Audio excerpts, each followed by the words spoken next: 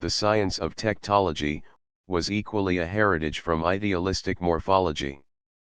Techtology is the science of the composition of organisms from individuals of different orders. There were 6 orders of individuals: 1. Plastids, cytodes and cells; 2. Organs, including cell fusions, tissues, organs, organ systems; 3. Antimers, homotypic parts, i.e., halves or rays; 4. Metamers, homodynamic parts, i.e., segments; 5. Persons, individuals in the ordinary sense; 6.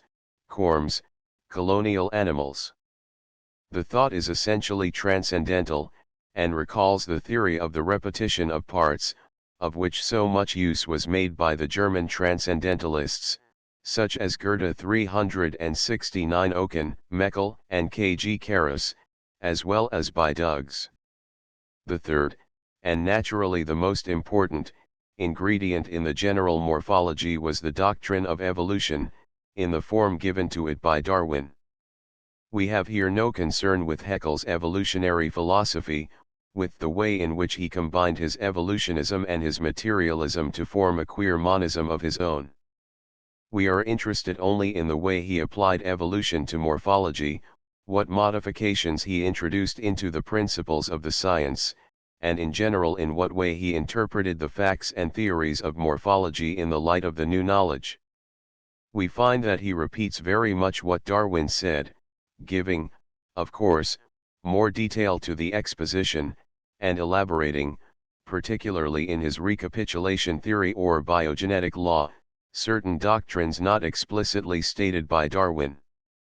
Like Darwin, he held that the natural system is in reality genealogical. There exists, he writes, one single connected natural system of organisms, and this single natural system is the expression of real relations which actually exist between all organisms, alike those now in being on the earth and those that have existed there in some past time. The real relations which unite all living and extinct organisms in one or other of the principal groups of the natural system, are genealogical.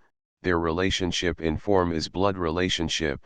The natural system is accordingly the genealogical tree of organisms, or their genealogama.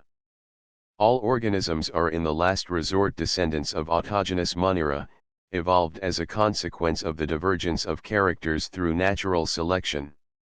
The different subordinate groups of the natural system, the categories of the class, order, family, genus, etc., are larger or smaller branches of the genealogical tree, and the degree of their divergence indicates the degree of genealogical affinity of the related organisms with one another and with the common ancestral form.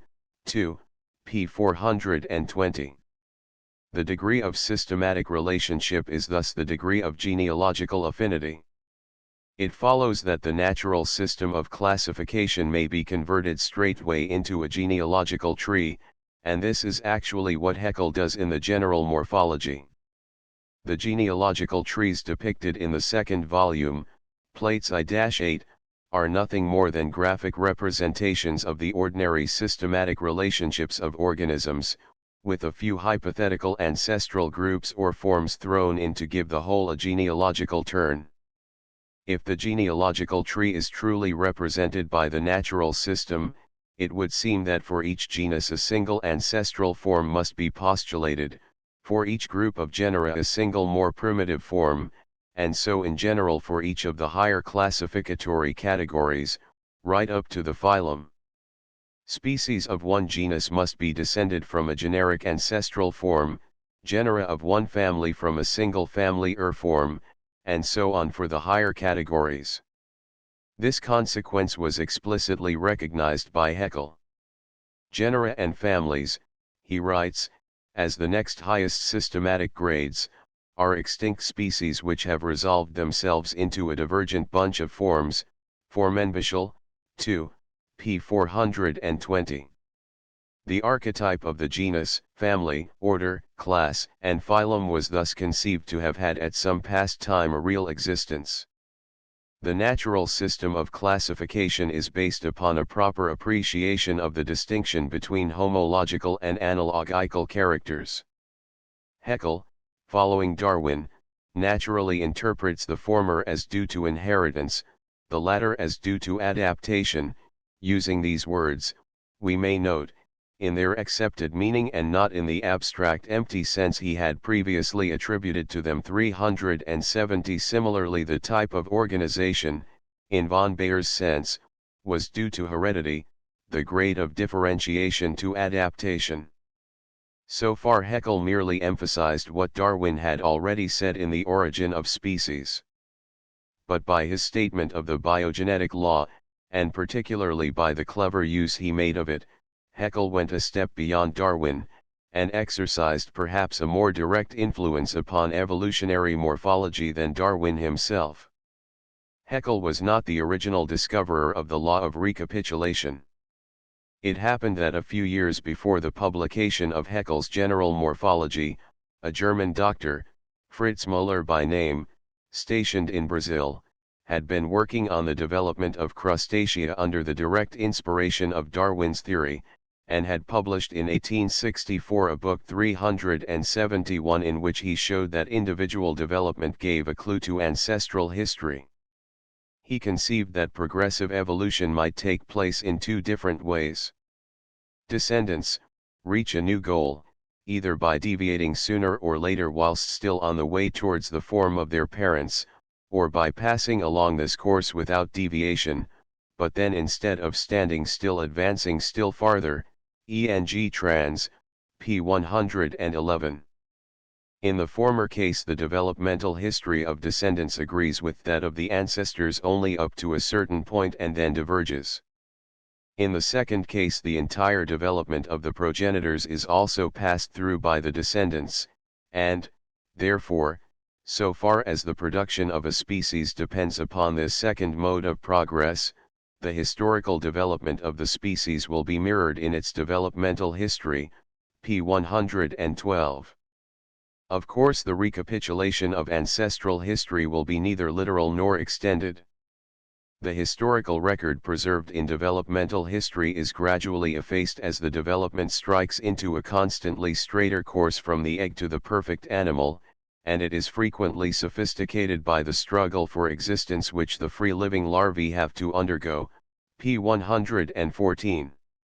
It follows that the primitive history of a species will be preserved in its developmental history the more perfectly the longer the series of young stages through which it passes by uniform steps, and the more truly, the less the mode of life of the young departs from that of the adults, and the less the peculiarities of the individual young states can be conceived as transferred back from later ones in previous periods of life, or as independently acquired, p. 121.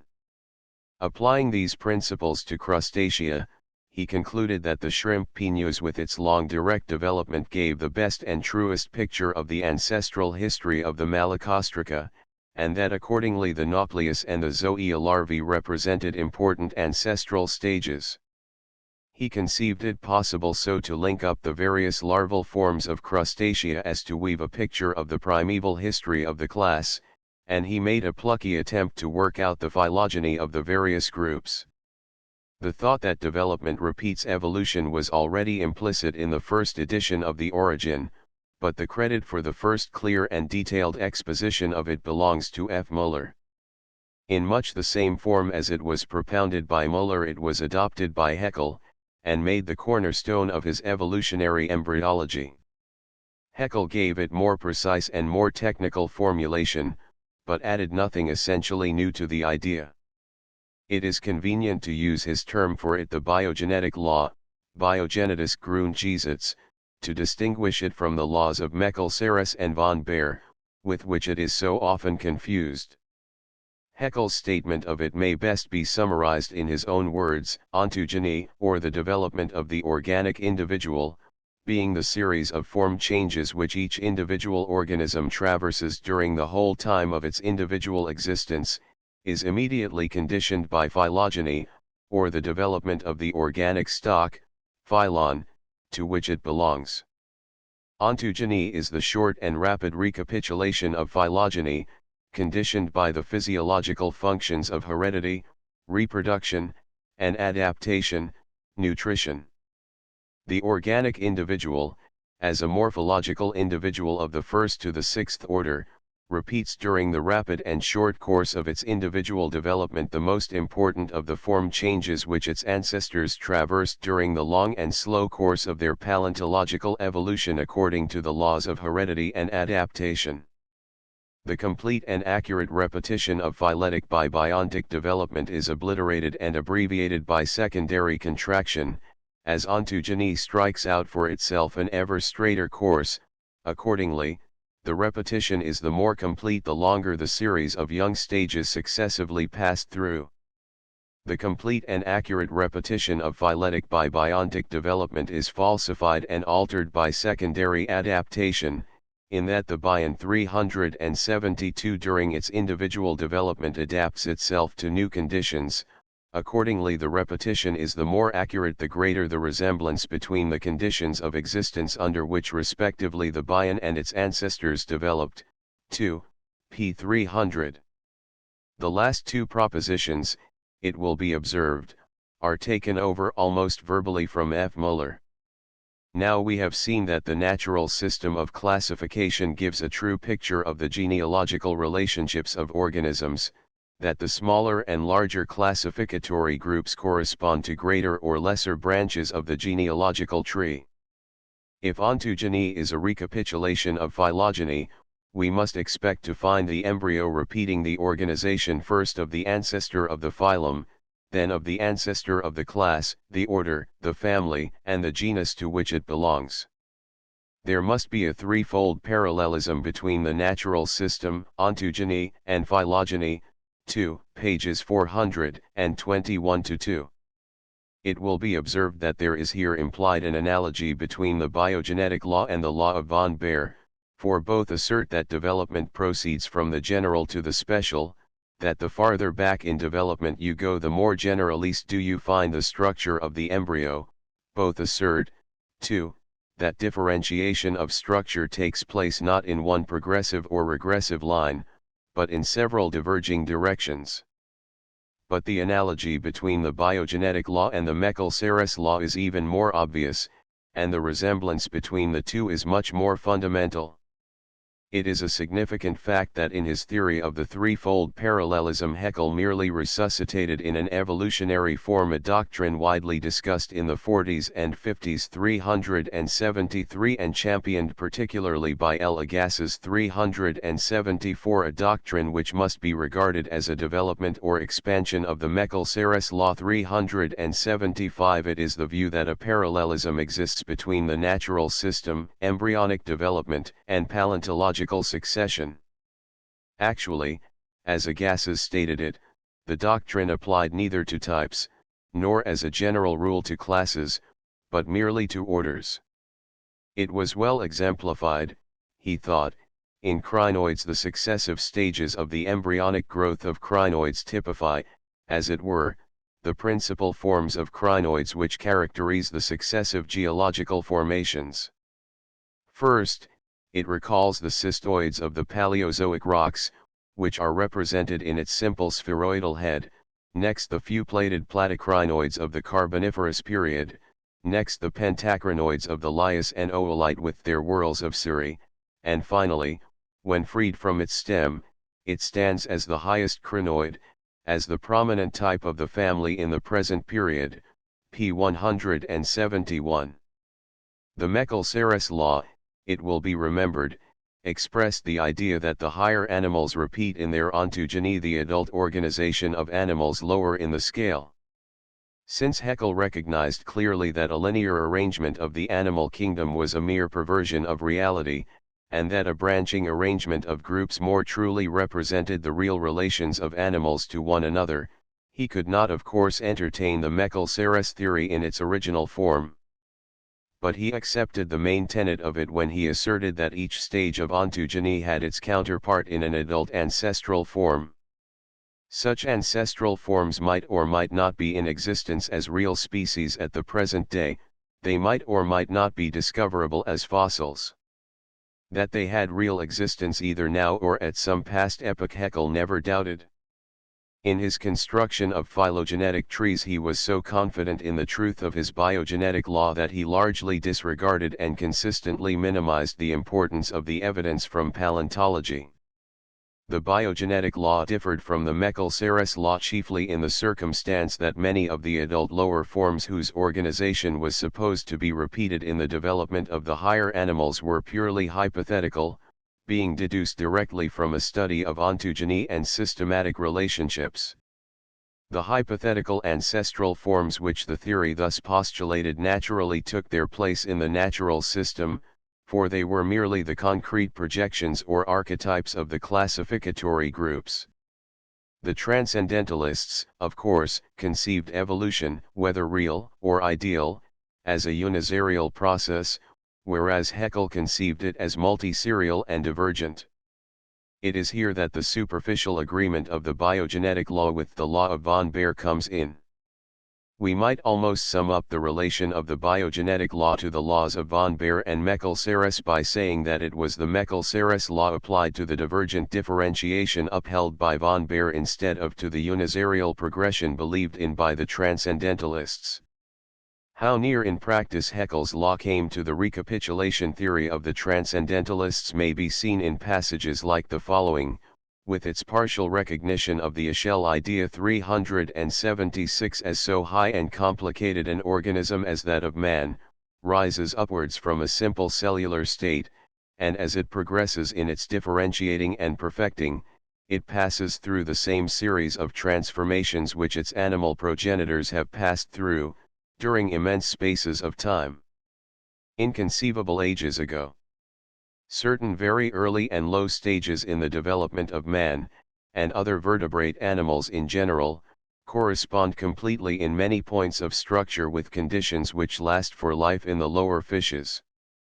The next phase which follows on this presents us with a change of the fish-like being into a kind of amphibious animal. At a later period the mammal, with its special characteristics, develops out of the amphibian, and we can clearly see, in the successive stages of its later development, a series of steps of progressive transformation which evidently correspond with the differences of different mammalian orders and families. 377 The biogenetic law went beyond both the Meckel-Serres law and the law of von Baer in that it recognized that the ancestral history of the species accounts in part for the course which the development of the individual takes, that in a certain sense, though not in the crude way supposed by Haeckel, phylogeny is the cause of ontogeny. This thought, that the organism is before all an historical being, is of course implied in the evolution idea, is indeed the essential core of it. Take away this element from the biogenetic law, not a difficult matter, and it becomes merely a law of idealistic morphology, applicable to evolution considered as an ideal process, as the progressive development in the divine thought of archetypal models. As a book, the general morphology suffers a good deal from the arid, schematic, almost scholastic manner of exposition adopted. Haeckel's Prussian mania for organization, for absolute distinctions, for iron-bound formalism, is here given full scope. A treatment less adequate to the variety, fluidity, and changeableness of living things could hardly be imagined. His doctrine, though it remains essentially unchanged, receives in his later works a less formal and more concrete expression, and, in particular, his views on the biogenetic law undergo some small modification. Even in the general morphology Haeckel had recognized that ontogeny is neither a complete nor an entirely accurate recapitulation of phylogeny. He had admitted, following F. Müller, that the true course of recapitulation was frequently modified by larval and fetal adaptations. As time went on, he was forced to hedge more and more on this point, and finally in his Anthropogeny, 1874, and his second paper on the Gastria theory, 1875, 378 he had to work out a distinction between palingenetic and xenogenetic characters, of which much use was made by subsequent writers. The distinction may be given in Haeckel's own words: those ontogenetic processes, he writes, which are to be referred immediately, in accordance with the biogenetic law, to an earlier completely developed independent ancestral form, and are transmitted from this by heredity, obviously possess primary importance for the understanding of the causal physiological relations.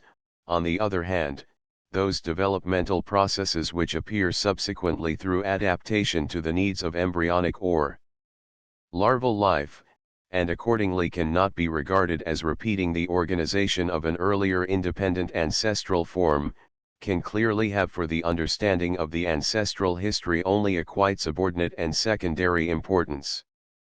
The first I have named palingenetic, the second xenogenetic. Considered from this critical standpoint, the whole of ontogeny falls into two main parts: first, palingenesis, or epitomized history, Aussagsgeschichte, and second, xenogenesis, or counterfeit history, Fälschungsgeschichte. The first is the true ontogenetic epitome or short recapitulation of past evolutionary history, the second is the exact contrary, a new foreign ingredient, a falsifying or concealing of the epitome of phylogeny. 379 As examples of palingenetic processes in the development of amniotes, for instance, may be quoted the separation of two primary germ layers, the formation of a simple notochord between medullary tube and alimentary canal, the appearance of a simple cartilaginous cranium, of the gill arches and their vessels, of the primitive kidneys, the primitive tubular heart, the paired aortae and the cardinal veins, the hermaphroditic rudiment of the gonads, and so on. Xenogenetic processes, on the other hand, include such phenomena as the formation of yolk and the embryonic membranes, the temporary allantoic circulation, the navel, the curved and contracted shape of the embryo, and the like. The most important phenomena to be included under the general heading of xenogenesis are, first, the occurrence of food yolk, and second, those anomalies of development which are classed by Haeckel as heterochronies and heterotopies. It is to the influence of the different amounts of yolk present in the egg that are due the great differences in the segmentation and gastrulation processes, which almost mask their true significance. Heterochronic processes are such as arise through the dislocation of the proper phylogenetic order of succession. Heterotopic processes in the same way are caused by a wandering of cells from one germ layer to another. The two classes of phenomena are disturbances either of the proper spatial or of the proper temporal relation of the parts during development. Heterochrony shows itself, as a rule, either as an acceleration or as a retardation of developmental events, as compared with their relative time of occurrence during phylogeny. Thus the notochord, the brain, the eyes, the heart, appear earlier in the ontogenetic than in the phylogenetic series, while, on the other hand, the septum of the auricles appears in the development of the higher vertebrates before the ventricular septum, which is undoubtedly a reversal of the phylogenetic order. Cases of heterotopy, or of organs being developed in a position or a germ layer other than that in which they originally arose in phylogeny, are not so easy to find. According to Haeckel, the origin of the generative products in the mesoderm is a heterotopic phenomenon, for he considers that they must have originated phylogenetically in one of the two primary layers, ectoderm or endoderm. It is worthy of note that the help of comparative anatomy is admittedly required in deciding what processes are palingenetic and what xenogenetic, p. 412. Haeckel's morphological notions, and particularly his biogenetic law, excited a good deal of adverse criticism from men like his, Claus, Salensky, Semper and Goethe. Nor was his principal work, the General Morphology, received with much favor. Nevertheless, since he did express, though in a crude, dogmatic and extreme manner, the main hypotheses upon which evolutionary morphology is founded, his historical importance is considerable. He cannot perhaps be regarded as typical of the morphologists of his time. He was too trenchantly materialistic, too much the popularizer of a crude and commonplace philosophy of nature.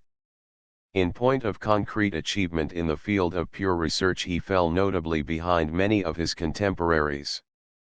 His friend, Carl Gegenbohr, who gained a great and well-deserved reputation by his masterly studies on vertebrate morphology 380, was a sounder man, and probably exercised a wider and certainly a more wholesome influence upon the younger generation of professional morphologists than the more brilliant Haeckel.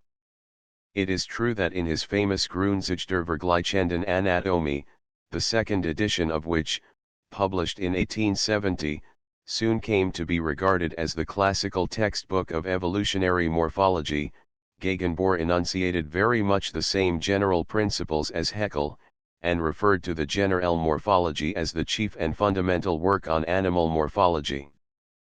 But in Gegenbohr's pages the Haeckelian doctrines are modified and subdued by the strong common sense and thorough appreciation of the older classical or Cuvierian morphology that characterize Gegenbohr's work. According to Haeckel 381, Gegenbohr was greatly influenced by J. Müller, who, as we know, laid as much stress on function as on form. The general part of Gegenbohr's textbook is in many ways a significant document and deserves close attention.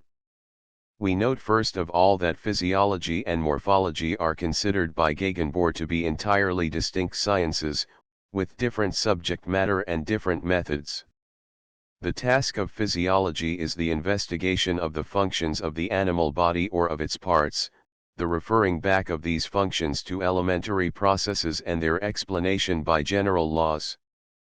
The investigation of the material substratum of these functions, of the form of the body and its parts, and the explanation of this form, constitute the task of morphology, 2nd ed., p. 3. Morphology falls naturally into two divisions: comparative anatomy and embryology. The method of comparative anatomy is comparison, p. 6, and in employing this method account is to be taken of the spatial relations of the parts to one another, their number, extent, structure, and texture. Through comparison one is enabled to arrange organs in continuous series, and it comes out very clearly during this proceeding that the physiological value of an organ is by no means constant throughout the different form states of the organ, that an organ, through the mere modification of its anatomical relations, can subserve very different functions. Exclusive regard for their physiological functions would place morphologically related organs in different categories. From this it follows that in comparative anatomy we should never in the first place consider the function of an organ. The physiological value comes only in the second place into consideration, when we have to reconstruct the relations to the organism as a whole of the modification which an organ has undergone as compared with another state of it.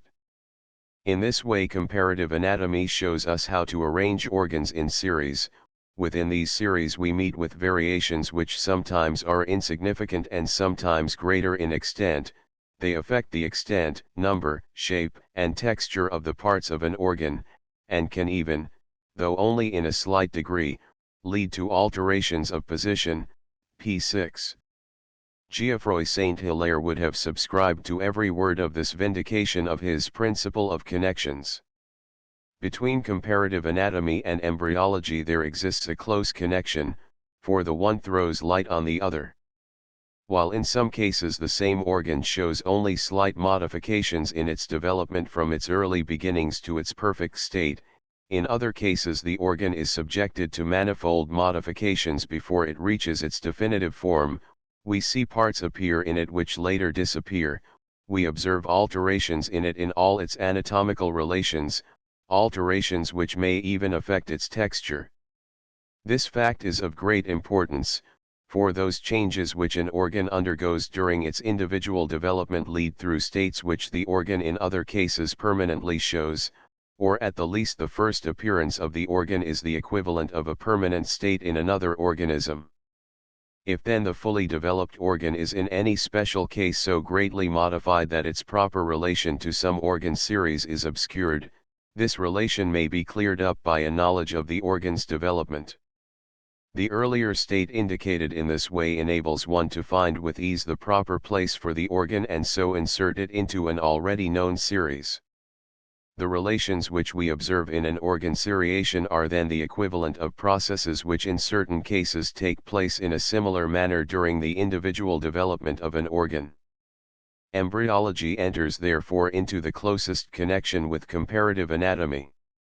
It teaches us to know organs in their earliest states, and connects them up with the permanent states of others, whereby they fill up the gaps which we meet with in the various series formed by the fully developed organs of the body, pages 6 to 7.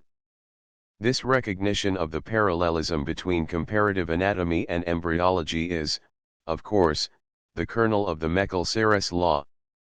For Gegenbohr it had a very definite evolutionary meaning. He subscribed to the evolutionary form of it, the biogenetic law. How near his conception of the relation between ontogeny and phylogeny came to the old Meckel-Serres law may be gauged from the following passage, taken from a later work. Ontogeny thus represents, to a certain degree, paleontological development abbreviated or epitomized. The stages which are passed through by higher organisms in their ontogeny correspond to stages which are maintained in others as the definitive organization. These embryonic stages may accordingly be explained by comparing them with the mature stages of lower organisms, since we regard them as forms inherited from ancestors belonging to such lower stages. 382, p. 6. It is worth noting that in Gegenbohr's opinion comparative anatomy was prior in importance to embryology, that embryology could hardly exist as an independent science, since it must seek the interpretation of its facts always in the facts of comparative anatomy, Grundzüge, pages 7 to 8. While Gegenbohr was at one with all pure morphologists, whether evolutionary or pre-evolutionary, in minimizing as far as possible the importance of function in the study of form, he was too cautious and sober a thinker not to recognize the immense part which function really plays. Thus he classified organs, according to their function, into those that established relations with the external world and those that had to do with nutrition and reproduction, very much as Bichat had done before him. Like Darwin, Haeckel and most evolutionists, he interpreted the homological resemblances of animals as being due to heredity, their differences as due to adaptation. 383. But he did not adopt Haeckel's crude and shallow definition of these terms. For Gegenbohr heredity was a convenient expression for the fact of transmission, and was not explained offhand as the mere mechanical result of a certain material structure handed down from germ to germ. Adaptation he defined in a way which took the fullest account of function, and was as far as possible removed from Haeckel's definition of it as the direct mechanical effect of the environment upon the organism. The organism is altered, writes Gegenbohr, according to the conditions which influence it.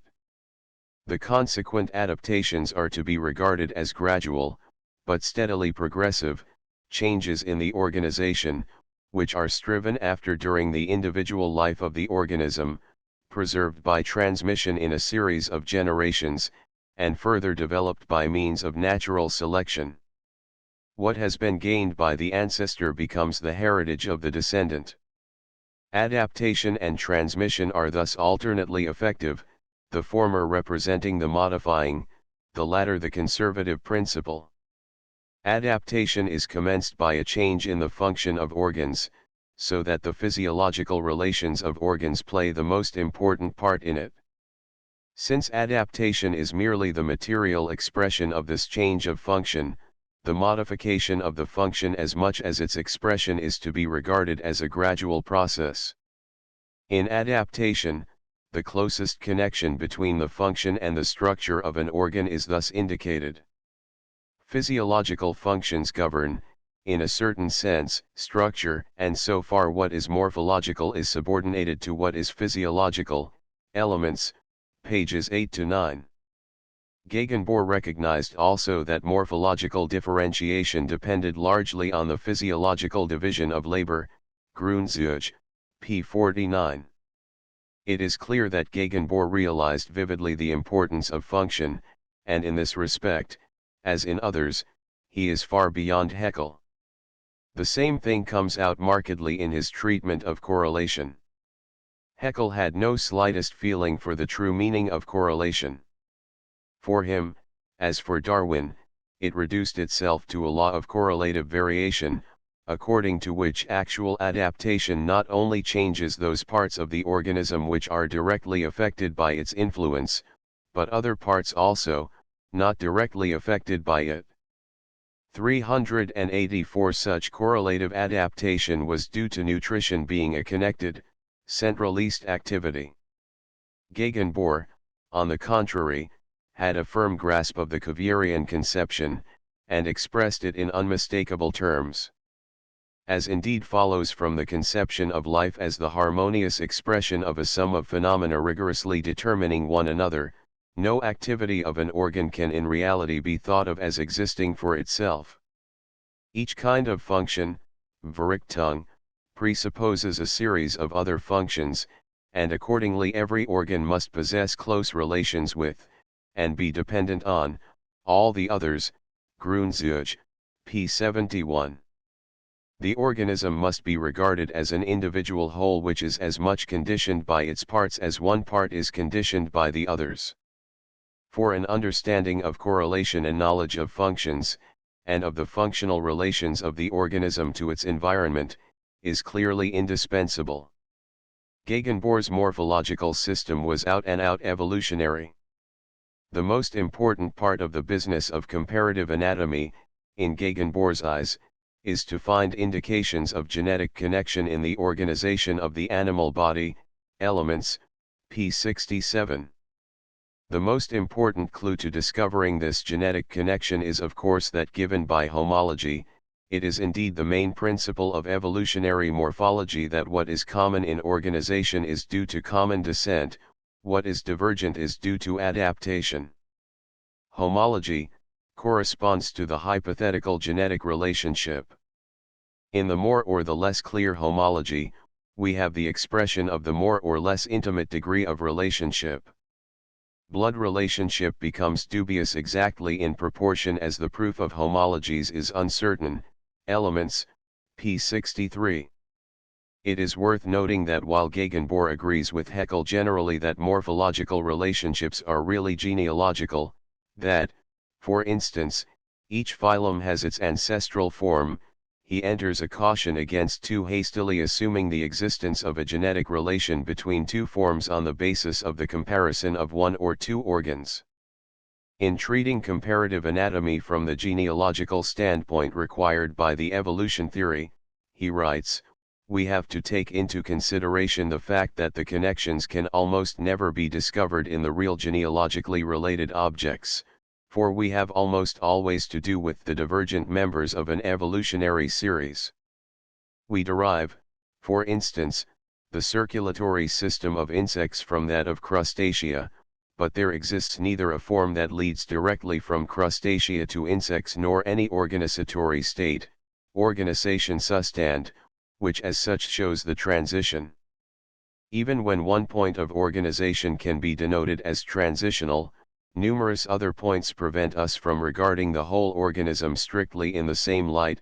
Grundzüge, p. 75. The real ancestral forms cannot, as a rule, be discovered among living species, nor often as extinct. When we arrange allied forms in series by means of comparison, and seek to derive the more complex from the simpler, we recognize in the lower and simpler forms only similarities with the ancestral form, which remains essentially hypothetical. P. 75. The facts of development, Gegenbohr goes on to say, help us out greatly in our search for ancestral forms, for the early stages in the ontogeny of a highly organized animal give us some idea of the organization of its original ancestor. Characters common to the early ontogeny of all the members of a large group are particularly important in this respect, cf. von Bayer's law. Gegenbohr distinguishes homologous or morphologically equivalent structures from such as are analogous or physiologically equivalent, just as did Owen and the older anatomists. Like von Baer, he recognizes homologies, as a rule, only within the type. He contributed, however, to the common stock a useful analysis of the concept of homology, and established certain classes and degrees of it. He distinguished first between general and special homology, in quite a different sense from Owen. General homology, in Gegenbohr's sense, relates to resemblances of organs within the organism, and includes four kinds of resemblance: homotypy, homodynamy, homonimy and homonymy. Right and left organs are homotypic, metameric organs are homodynamic. Homonymy is the relation exemplified by fin rays or fingers, which are arranged with reference to a transverse axis of the body. Homonymy is a sort of metamerism in secondary parts, not the main axis, of the body, and is shown by the various divisions of the appendages, Grundzüge, p. 80. Special homology, on the other hand, relates to resemblances between organs in different animals. The interesting thing is that Gegenbohr defines it genetically. Special homology is the name we give to the relations which obtain between two organs which have had a common origin, and which have also a common embryonic history, Elements, p. 64. This is his definition, but, in practice, Gegenbohr establishes homologies by comparison just as the older anatomists did, and infers common descent from homology, not homology from common descent. Special homology, he continues, must be again separated into subdivisions, according as the organs dealt with are essentially unchanged in their morphological characters, or are altered by the addition or removal of parts, p. 65.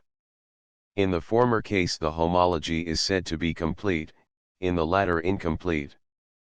Thus the bones of the upper arm are completely homologous throughout all vertebrate classes from amphibia upwards, while the heart of a fish is incompletely homologous with the heart of a mammal.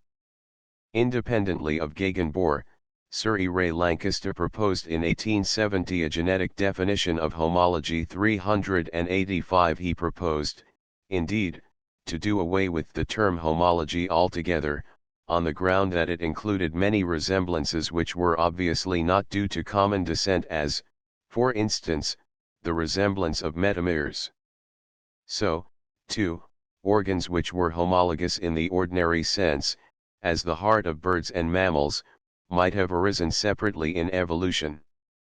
He proposed, therefore, that structures which are genetically related, in so far as they have a single representative in a common ancestor, should be called homogeneous, p. 36. All other resemblances were to be called homoplastic.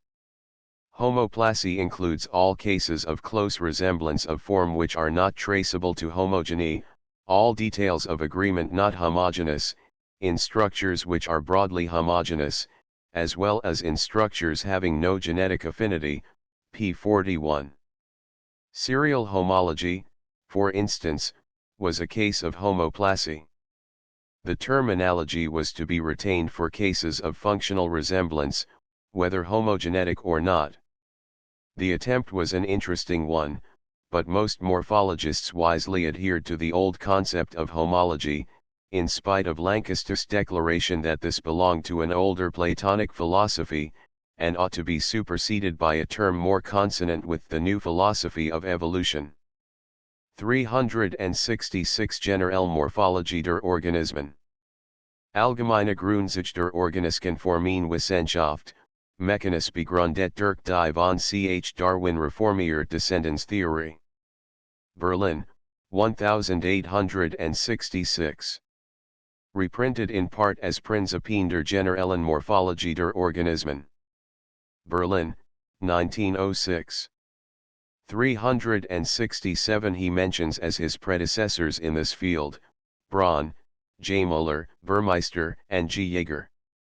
368 In Grundrisse einer allgemeinen Naturgeschichte der Radiolarien, Berlin, 1887, and Kunstformen der Natur, Suppelheft, Leipzig. 369 Haeckel had an intense admiration for Goethe's morphological work. It is a curious coincidence that the work of Goethe, Oken, and Haeckel was closely associated with the town of Jena. 370 But he himself would not admit this. See General Morph, 2, p. 11. 371 For Darwin, 1864. E.N.G. Trans, by Dallas as Facts and Arguments for Darwin, London, 1869. 372 The bion is the physiological, as the morphon is the morphological, individual. 373 C. Voigt, Embryologie des Salmons, p. 259, 1842, and Supra, p. 230. 374 An Essay on Classification, London, 1859. 375 It was hinted at by Tiedemann. It is clear that, proceeding from the earlier to the more recent strata, a gradation in fossil forms can be established from the simplest organized animals, the polyps, up to the most complex, the mammals, and that accordingly the animal kingdom as a whole has its developmental periods just like the single individual organism. The species and genera which have become extinct during the evolutionary process may be compared with the organs which disappear during the development of the individual animal, p. 73, 1808. 376 The History of Creation, Volume I, p. 310, 1876. Translation of the Naderlijkschöpfungsgeschichte, 1868. 377 cf. A parallel passage from Ceres, Supra, p. 82. 378 Genuszeitschrift, 9, pages 402 to 508, 1875. 379 LOCCIT, 9, p. 409. 380 Untersuchungen zur Virgel. Anatomie der Wirbeltiere, Leipzig, I, 1864, 2, 1865, and 3, 1872. 381 UD Biologie in Jena waren de 19 Jahrhunderts, Genuszeitschrift, 36, pages 713 to 26, 1905. 382 Grundrisse Virgel. Anatomie, 1874, 2nd ed., 1878. Transaction by F. Geoffrey Bell, revised by E. Ray Lancaster, as Elements of Comparative Anatomy, London, 1878. 383 This theory, evolution, shows that what was formerly called structural plan or type is the sum of the dispositions, Einrichtungen, of the animal organization which are perpetuated by heredity, while it explains the modifications of these dispositions as adaptive states. Heredity and adaptation are thus the two important factors through which both the unity and the variety of organization can be understood. Grundzüge, p. 19. 384 History of Creation, I, pages 241 to 2. 385 On the use of the term homology in modern zoology, and the distinction between homogenetic and homoplastic agreements, and Mag Nat History, 4, 6, pages 35 to 43, 1870. Chapter 15 Early theories on the origin of vertebrates. Haeckel and Gegenbohr set the fashion for phylogenetic speculation, and up to the Middle 80s, when the voice of the skeptics began to make itself heard, the chief concern of the younger morphologists was the construction of genealogical trees. The period from about 1865 to 1885 might well be called the second speculative or transcendental period of morphology, differing only from the first period of transcendentalism by the greater bulk of its positive achievement. It must be remembered that the later workers, at least towards the end of this period, had immense advantages over their predecessors in the matter of equipment and technique.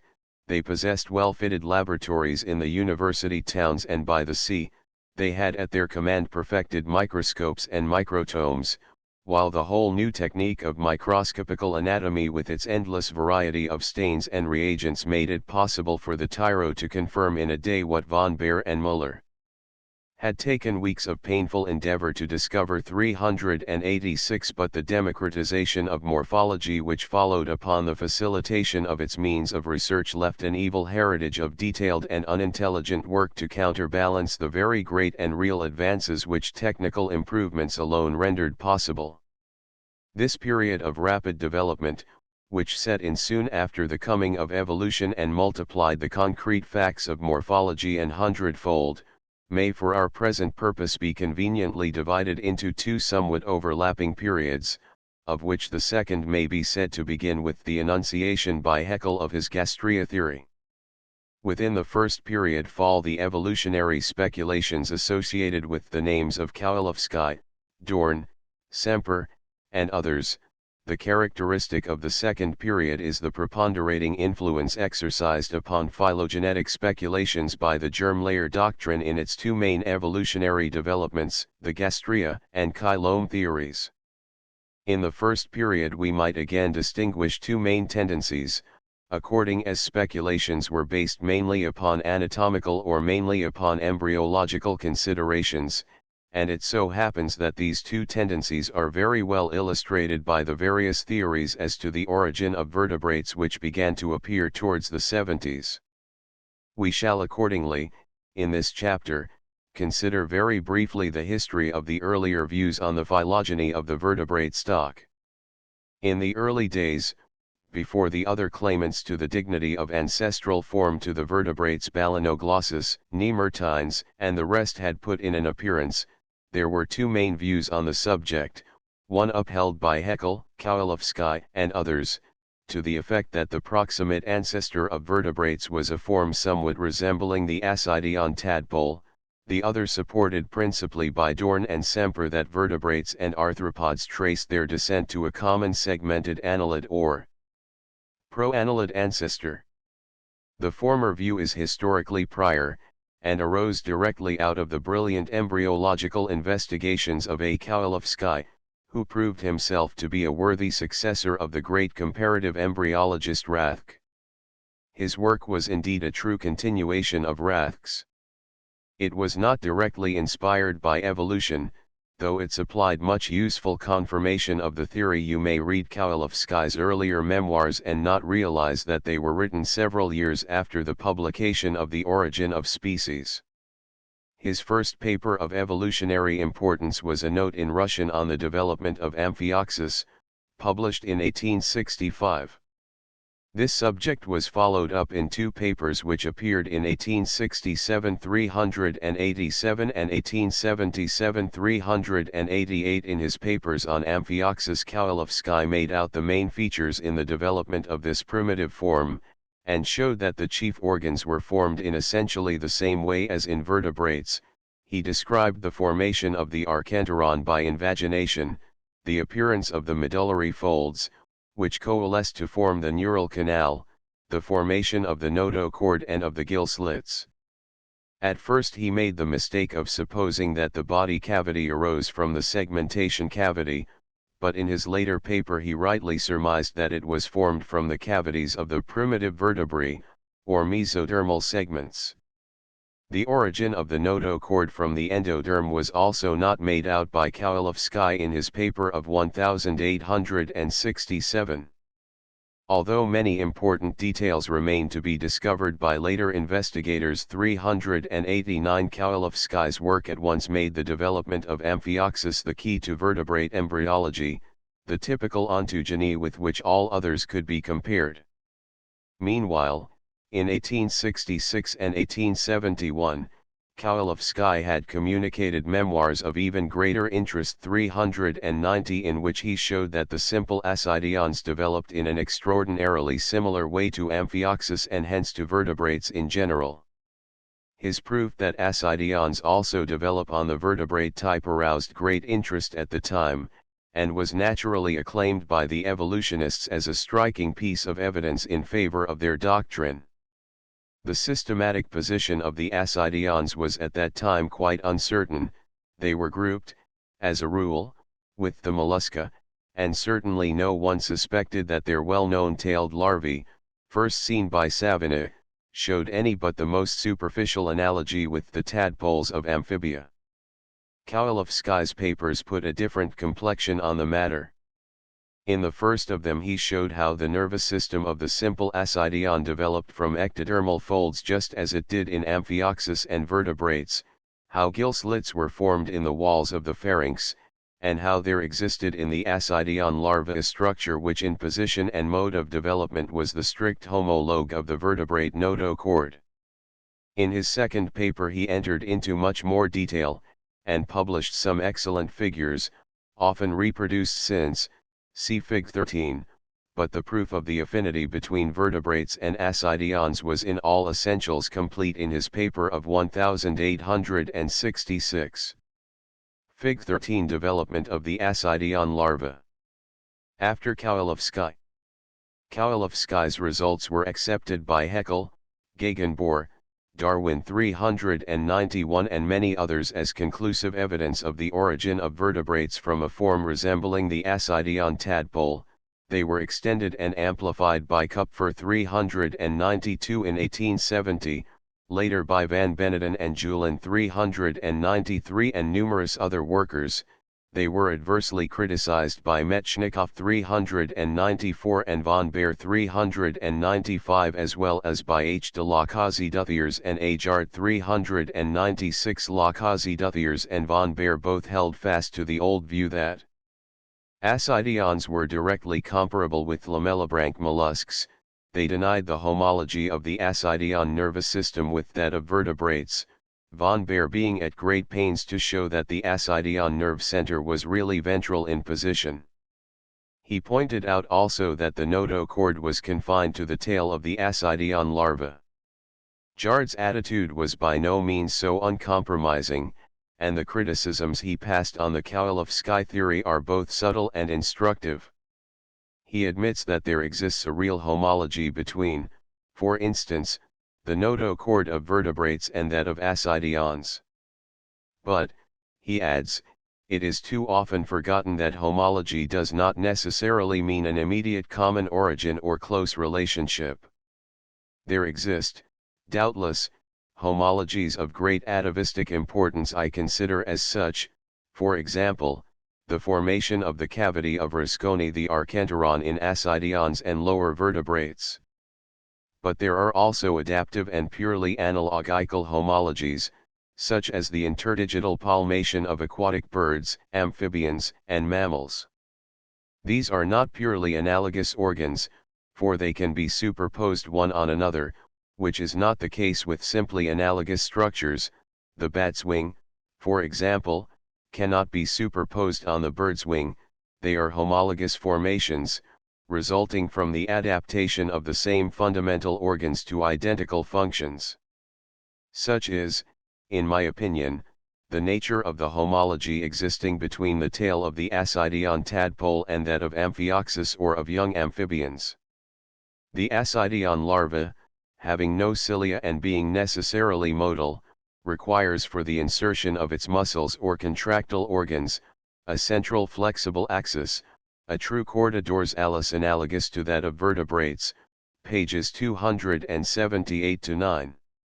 This point of view is strengthened by the fact that in Malgala, studied by Lacazette, the embryo is practically stationary, and forms no notochord, nor ever develops sense organs in the cerebral vesicle. Jard's general conclusion is that the true homology with vertebrates ceases after the formation of the cavity of Rusconi and the medullary groove. the homologies established by Kovalevsky for the notochord and the relations of the digestive tube and nervous systems are not atavistic, but adaptive, homologies, p. 282. There is accordingly no close genetic relationship between ascidians and vertebrates. Jard's criticisms did not avail to check the vogue of the new theory, which soon became an accepted article of faith in most morphological circles. 397 The fall of the ascidians from their larval high estate provided the text for many a Darwinian sermon. Some years after the genetic relationship of ascidians and vertebrates had been established, a rival theory of the origin of vertebrates made its appearance, a theory which was practically a rehabilitation in a somewhat altered form of the old Geoffroyan conception that vertebrates are arthropods walking on their backs. This was the so-called annelid theory of Dorn and Semper. Both Dorn and Semper started out from the fact that annelids and vertebrates are alike segmented animals, and it was an essential part of their theory that this resemblance was due to descent from a common segmented ancestor. Both laid great stress on the fact that the main organs in vertebrates are arranged in the same way as in an annelid lying on its back, the nervous system being uppermost, the alimentary system coming next, and below this the vascular. Dorn's earlier views are contained in the fascinating little book published in 1875, which bears the title Der Ursprung der Wirbeltiere und das Prinzip der Funktionswechsel, Leipzig. He followed this up by a long series of studies on vertebrate anatomy and embryology 398, in which he modified his views in certain details. We shall confine our attention to the first sketch of his theory. If the vertebrate is conceived to have evolved from a primitive annelid which took to creeping or swimming ventral surface uppermost, a difficulty at once arises with regard to the relative positions of the brain and the mouth. In vertebrates, the brain, like the rest of the nervous system, is dorsal to the mouth and the alimentary canal. In an inverted annelid, however, the brain is ventral to the mouth and is connected with the dorsal nerve cord by commissures passing round the esophagus. It would seem, therefore, that the primitive vertebrate must have acquired either a new brain or a new mouth. Dorn took the latter view. He supposed that the original mouth of the primitive ancestor lay between the crura cerebelli in the fossa rhomboidea, and that in vertebrates this mouth has been replaced functionally by a new ventrally placed mouth, formed by the medial coalescence of a pair of gill slits. 399 Probably the two mouths at one period coexisted, and the older one was ousted by the growing functional importance of the newer mouth. The gill slits were considered by Dorn to be derived from the segmental organs of annelids, which were present originally in every segment of the primitive ancestor. The gills were at first external, like the gills of many chetopods at the present day. For their support, cartilaginous gill arches naturally arose in the body wall, and the superficial musculature became attached to these bars. There existed in all the segments of the annelid ancestors of vertebrates gills with cartilaginous skeleton and gill arches in the body wall. Each gill had its veins and arteries, each had its branch of the ventral nerve cord, and between each successive pair of gills a segmental organ opened to the exterior. P. 14, 1875. The paired fins and limbs of the vertebrate arose by the functional transformation of two pairs of these gills. The anterior gills became the definitive internal gills of the vertebrate, for they gradually shifted into the mouths of the anterior segmental organs, which had already acquired an opening into the pharynx and had been transformed into true gill slits. The posterior gills degenerated and disappeared, but their arches remained as ribs. Gill arches and ribs were accordingly homologous structures and formed a parietal skeleton. The vertebrate anus, like the mouth, was probably secondary and formed from a pair of gill slits, the postanal gut of vertebrate embryos hinting that the original anus was terminal as in annelids. The unpaired fins of fish were originally paired and possibly arose from the coalescence of rows of parapodia. Dorn assumed also that the primitive annelid ancestor must have possessed a notochord to give support in swimming.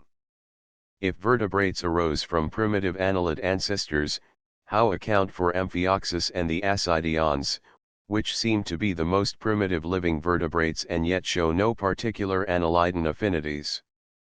Dorn tries to answer this awkward question by showing that these forms are not primitive but degenerate. He points out first that cyclostomes are degenerate fish, half specialized and half degraded in adaptation to a parasitic mode of life. He thinks that if an Ammosates were to become sexually mature and degenerate still further, forms would result which would resemble Amphioxus, and ultimately, if the process of degeneration went far enough, larval ascidians. Amphioxus therefore might well be considered an extremely simplified and degenerate cyclostome, and the ascidian larva the last term of this degeneration series. Both Amphioxus and the ascidians would accordingly be descended from fish, instead of fish being evolved from them. Dorn conceived that the transformation of the annelid into the vertebrate took place mainly by reason of an important transforming principle, which he calls the principle of function change.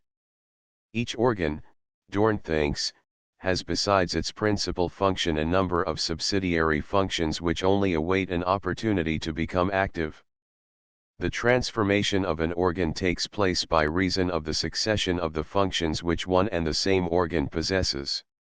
Each function is a resultant of several components, of which one is the principal or primary function, while the others are the subsidiary or secondary functions. The weakening of the principal function and the strengthening of a subsidiary function alters the total function. The subsidiary function gradually becomes the chief function, the total function becomes quite different, and the consequence of the whole process is the transformation of the organ. p. 60. Examples of function change are not difficult to find. Thus the stomach in most vertebrates performs both a chemical and a mechanical function, but in some forms a part of it specializes in the mechanical side of the work and becomes a gizzard, while the remaining part confines its energies to the secretion of the gastric juice. So, too, it is through function change that certain of the ambulatory appendages of arthropods have become transformed into jaws. Their function as graspers of food has gradually prevailed over their main function as walking limbs. In the evolution of vertebrates from annelids, the principle came into action in many connections: in the formation of a new mouth from gill slits, in the transformation of gills into fins and limbs, of segmental organs into gill slits, and so on. Dorn tells us that the principle of function change was suggested to him by Mivart's Genesis of Species, 1870, and he points out how it enables a partial reply to be made to the dangerous objection raised against the theory of natural selection that the first beginnings of new organs are necessarily useless in the struggle for existence. We may note in passing that a somewhat similar idea was later applied by Kleinenberg to the explanation of some of the ancestral features of development. He pointed out in his classical memoir on the embryology of the annelid Lopodorhynchus 400 that many embryonic organs seem to be formed for the sole purpose of providing the necessary stimulus for the development of the definitive organs. Thus the notochord is the necessary forerunner of the vertebral column, cartilage the precursor of bone. From this point of view, he writes, many rudimentary organs appear in a different light. Their obstinate reappearance throughout long phylogenetic series would be hard to understand were they really no more than reminiscences of bygone and forgotten stages. Their significance in the processes of individual development may in truth be far greater than is generally recognized. When in the course of the phylogeny they have played their part as intermediary organs, vermittelungsorgane, they assume the same function in the ontogeny. Through the stimulus or by the aid of these organs, now become rudimentary, the permanent parts of the embryo appear and are guided in their development. When these have attained a certain degree of independence, the intermediary organ, having played its part, may be placed upon the retired list. 401 Dorn was well aware of the functional, or as he calls it, the physiological, orientation of his principle, and he rightly regarded this as one of its chief merits. He held that morphology became too abstract and one-sided if it disregarded physiology completely. He saw clearly that the evolution of function was quite as important a problem as the evolution of form, and that neither could be solved in isolation from the other. The concept of function change is purely physiological, he writes. It contains the elements out of which perhaps a history of the evolution of function may gradually arise, and for this very reason it will be of great utility in morphology, for the evolutionary history of structure is only the concrete projection of the content and course of the evolution of function, and cannot be comprehended apart from it. P. 70.402. It is very instructive in this connection to note that Dorn was not, like so many of his contemporaries, a dogmatic materialist, but upheld the common-sense view that vital phenomena must, in the first instance at least, be accepted as they are. It is for the time being irrelevant, he writes, to squabble over the question as to whether life is a result of physico-chemical processes or an original property, qualitat, of all being. Let us take it as given, p. 75. Semper's speculations on the genetic affinity of articulates and vertebrates are contained in two papers 403 which appeared about the same time as Dorn's. He openly acknowledges that his work is essentially a continuation of Geoffroy's transcendental speculations, and gives in his second paper a good historical account of the views of his great predecessor. It is a significant fact that evolutionary morphologists very generally held that Geoffroy was right in maintaining against Cuvier 404 the unity of plan of the whole animal kingdom, for they saw in this a strong argument for the monophyletic descent of all animals from one common ancestral form. In his first paper Semper does little more than break ground. He insists on the fact that both annelids and vertebrates are segmented animals, and he points out how close is the analogy between the nephridia or segmental organs of the former and the excretory, mesonephric, tubules of the latter, upon which he published in the same volume an extensive memoir.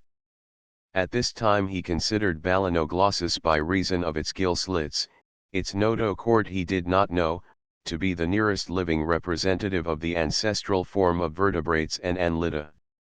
His second paper is a more exhaustive piece of work and deals with every aspect of the problem, both from an anatomical and from an embryological standpoint. It is consciously and admittedly an attempt to apply Geoffroy's principle of the unity of plan and composition to the three great metameric groups, the annelida, arthropoda, and vertebrata.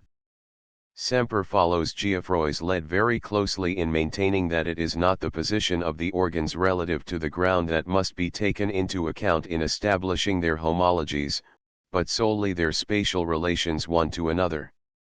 He holds that dorsum and venter are terms of purely physiological import, and he proposes to substitute for them the terms neural and cardial, better, hemal, surfaces, either of which may be either dorsal or ventral in position.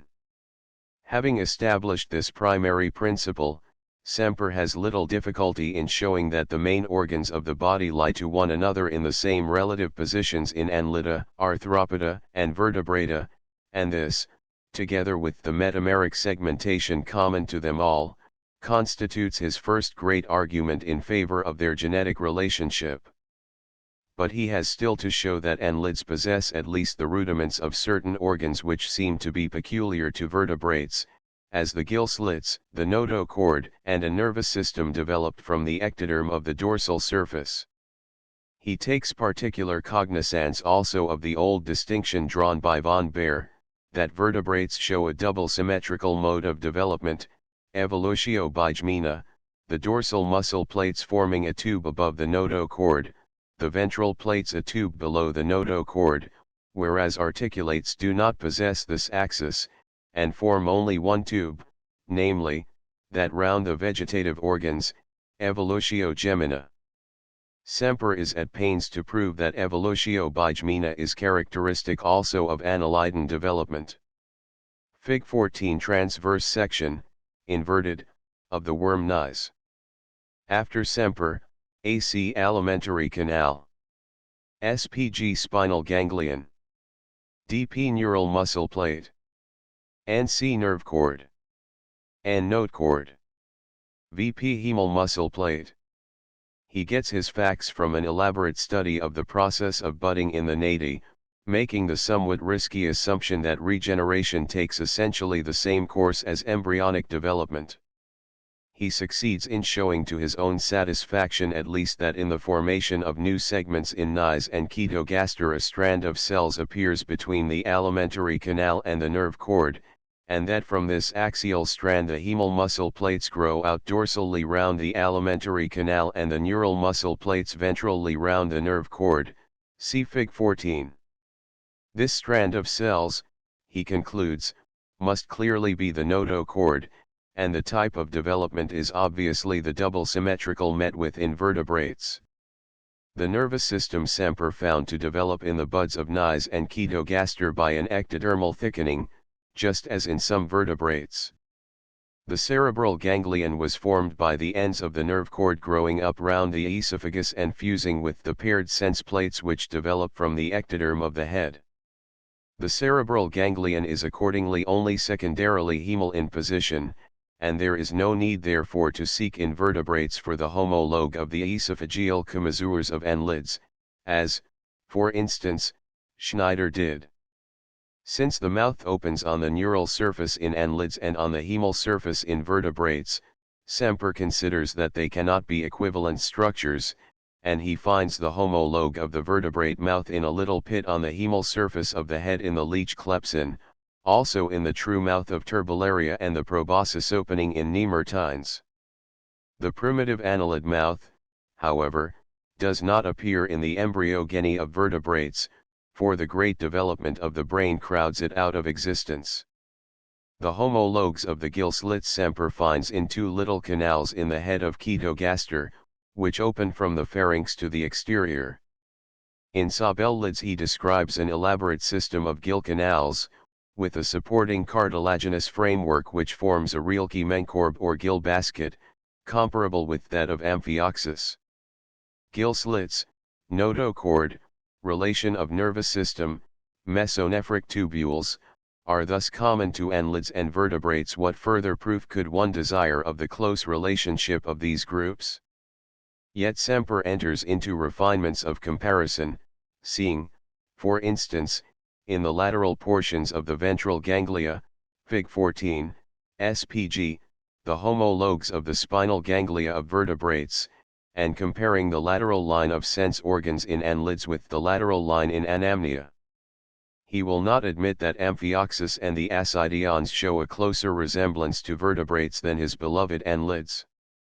Amphioxus, he thinks, is not a vertebrate, and ascidians, though sharing with annelids the possession of a notochord, gill slits, and a dorsal nervous system, yet are further removed from vertebrates than the latter by reason of their lacking that essential characteristic of vertebrates, metameric segmentation. Not content with establishing the unity of plan of annelids, arthropods, and vertebrates, Semper tries to link on the annelids, as the most primitive group of the three, to the unsegmented worms, and particularly to the Turbellaria. His speculations on this matter may be summed up somewhat as follows: the common ancestor of all segmented animals is a segmented worm-like form, not quite like any existing type, resembling the Turbellaria in having two nerve strands on the dorsal side and no esophageal ring, potentially able to develop either the vertebrate or the annelid mouth, and so to give origin both to the articulate and to the vertebrate series. The common ancestor alike of unsegmented worms and of all segmented types is probably the trochosphere larva, which in the vertebrates is represented by the simple chiemblase or blastula. The annelid theory of Dorn and Semper was perhaps not so widely accepted as the rival ascidian theory, but it counted not a few adherents and gave a certain stimulus to comparative morphology. F. M. Balfour, who pointed out about the same time as Semper the analogy between the nephridia of annelids and the mesonephric tubules of vertebrates 405 while not accepting the actual theories of Dorn and Semper, took up a distinctly favorable attitude to the general idea that annelids and vertebrates were descended from a common segmented ancestor. Discussing this question in his classical work on the development of elasmobranch fishes 406, Balfour came to the conclusion that we must look for the ancestors of the Chordata, not in allies of the present Chaetopoda, but in a stock of segmented forms descended from the same unsegmented types as the Chaetopoda, but in which two lateral nerve cords, like those of Nemertines, coalesced dorsally instead of ventrally to form a median nervous cord. This group of forms, if my suggestion as to their existence is well founded, appears now to have perished. 407 He held that while there was much to be said for the interchange of dorsal and ventral surfaces postulated by Dorn and Semper, the difficulties involved in the supposition were too great. He preferred, therefore, to assume that the present vertebrate mouth was primitive, and not a secondary formation. His views as to the phylogeny of the Chordata and the genetic relation of the various classes to one another are exhibited in the following schema: 408 names of hypothetical groups being printed in capitals, names of degenerate groups in italics. The hypothetical ancestral forms, Protochordata, possessed a notochord, a ventral suctorial mouth and numerous gill slits, and were presumably descended from the common ancestor of annelids and vertebrates. Amphioxus and the Ascidians found their place in this schema as degenerate offshoots of the ancestral protochordates, while the cyclostomes were in the same way the degenerate modern representatives of the ancestral protovertebrates. Balfour's suggestion, that the nervous system in annelids and vertebrates might have arisen by the dorsal or ventral coalescence of the lateral nerve cords found in their common ancestor, bore fruit in the speculations of Huebrecht 409 on the relation of Nemertines to vertebrates. The annelid theory was firmly supported by Isaac, who in his elaborate monograph on the Capitellity 410 maintained against Furbringer the genetic identity of the annelidan nephridia with the kidney tubules of vertebrates. The independent discovery by E. Meyer 411 and J. T. Cunningham 412 of an internal segmental duct in Lanus, into which several nephridia opened, seemed to strengthen this view. Following Ehlers 413, Isaac found the homologue of the notochord in the accessory intestine of the Capitellity and Unicyte, which he supposed might easily be transformed, according to the principle of function change, from a respiratory to a supporting organ. He finally disposed of the alternative notion that the notochord was represented in annelids by the giant fibers or neurochordal strands which lie close above the nerve cord, a view held by Kovalevsky 414 and for a time by Semper. These strands were shown by Isaac, and by Spengel, to be the neurolemur sheaths of thick nerve fibers which had in many cases degenerated. The view that the content of the neurochordal tubes was nervous in nature was first promulgated by Leydig in 1864. Much difference of opinion reigned as to the true homologies of the brain and mouth of annelids and vertebrates. Beard 415 and others got over the difficulty of the hemal position of the cerebral ganglion in annelids by supposing that it degenerated and disappeared altogether in the annelidan ancestor of vertebrates, and that accordingly it had no homologue in the vertebrate nervous system. Beard put forward also the ingenious theory that the hypophysis represents the old annelidan mouth. Van Beneden and Julin 416 assumed that in the ancestors of vertebrates the esophagus shifted forward between the still unconnected lobes of the brain to open on the hemal surface. The fundamental assumption of the annelid theory, that dorsal and ventral surfaces are morphologically interchangeable, seemed rather bold to many zoologists, and Gegenbohr 417 voiced a common opinion when he rejected as unscientific the comparison of the ventral nerve cord of articulates with the dorsal nervous system of vertebrates. The balanoglossus theory of vertebrate descent also belongs, at least in its first form, to the earlier group of evolutionary speculations. The gill slits of balanoglossus were discovered by Kovalevsky as early as 1866. 418 Tornaria was discovered by J. Muller in 1850, but by him considered an asterid larva. Its true nature as the larva of Balanoglossus was made out by Metchnikoff in 1870, who also remarked upon its extraordinary likeness to the larvae of Echinoderms 419. That it had some relationship with vertebrates was recognized by Semper, Gegenbohr, and others, but the full working out of its vertebrate affinities is due to Bateson 420. Bateson broke completely with the Dorn-Semper view that the metamerism of articulates and vertebrates must be put down to inheritance from a common ancestor. He held that metamerism was merely a special manifestation of the general property of repetition, common to all living things, cf. Owen's vegetative force, and that accordingly, however far back a segmented ancestor of a segmented descendant may possibly be found, yet ultimately the form has still to be sought for in which these repetitions had their origin, p. 549. The meaning of the phenomenon was obscure, but he was convinced that the explanation was not to be found in ancestry. This much alone is clear, he wrote, that the meaning of cases of complex repetition will not be found in the search for an ancestral form, which, itself presenting the same character, may be twisted into a representation of its supposed descendant. Such forms there may be, but in finding them the real problem is not even resolved a single stage, for from whence was their repetition derived? The answer to this question can only come in a fuller understanding of the laws of growth and of variation, which are as yet merely terms, pages 548-9. It was in following up this line of thought that Bateson produced his monumental Materials for the Study of Variation, 1894. He found a strong positive argument for his theory that vertebrates are descended from unsegmented forms in the fact that the notochord arises as an unsegmented structure. With the notochord he homologized the supporting rod in the proboscis of Balanoglossus, which like the notochord arises from the dorsal wall of the archenteron, and has a vacuolated structure.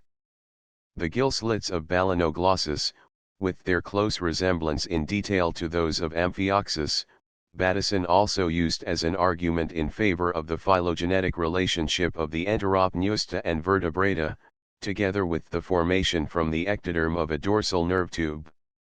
Bateson's views attracted considerable attention, and were thought by many to lighten appreciably the obscurity in which the origin of vertebrates was wrapped. Thus Lancaster wrote in his article on vertebrates 421 in the Encyclopaedia Britannica: it seems that in Balanoglossus we at last find a form which, though no doubt specialized for its burrowing sand life, and possibly to some extent degenerate, yet has not to any large extent fallen from an ancestral eminence. The ciliated epidermis, the long worm-like form, and the complete absence of segmentation of the body muscles lead us to forms like the Nemertines. The great proboscis of Balanoglossus may well be compared to the invaginable organ similarly placed in the Nemertines. The collar is the first commencement of a structure destined to assume great importance in cephalochorda and craniata, and perhaps protective of a single gill slit in Balanoglossus before the number of those apertures had been extended. Borrowing, as we may, the nephridia from the Nemertines, and the lateral in addition to the dorsal nerve, we find that Balanoglossus gives the most hopeful hypothetical solution of the pedigree of vertebrates. Much doubt was cast upon the chaudate affinities of the Enteropneusta by Spengel in his monograph of the group 422, but when the development of the chylome came to be more thoroughly worked out in Balanoglossus and Amphioxus, the striking resemblance in this respect between the two forms gave additional support to the Batesonian view. 423-386. The stages in the development of microscopical technique are well summarized by R. Burkhardt, Geschichte Zoology, p. 121, Leipzig 1907. 387 Entwicklungsgeschichte Amphioxus lanceolatus, MEM. Academic Sci. St. Petersburg, Petrograd, 7, 11, No. 4, 1867, 17 pages, 3 PLS 388 Weitere Studie en Udie Entwicklungsgeschichte de Amphioxus lanceolatus, Arch für Micro. Anat, 13, pages 181 to 204, 1877. 389 particularly by Hatschek, 1881, and Bovary, 1892. 390 Entwicklungsgeschichte der Einfachen Acidien, MEM. Akademie St. Petersburg, Petrograd, 7, X, number 15, 1866, 19 pages, 3 PLS Weitere Studie en Udie Entwicklung der Einfachen Acidien, Arch F. Micro. Anat, 7, pages 101 to 130, 1871. 391 Descent of Man, I, p. 205, 1871. 392 Arch F. Micro. Anat, 6, 1870, and 8, 1872. 393 Archives de Biologie, 1884, 1885, and 1887. 384 Bull. Akademie St. Petersburg, Petrograd, 13, 1869, and Zeitz. F. Wiss. Zoll, XXII, 1872. 395 MEM. Akademie St. Petersburg, Petrograd, 7, 19, 1873. 396 Jard, Archzoology Expert. Gen. I, 1872, and Lakazi Duthiers, Ibid, 3, 1874. 397 For the later history of the Amphioxus acidian theory the reader may be referred to A. Wiley's well-known work, Amphioxus and the Ancestry of the Vertebrates, New York and London, 1894, and to Delagy T. Héroard, Traité de zoologie concrète, tome 8, Paris, 1898.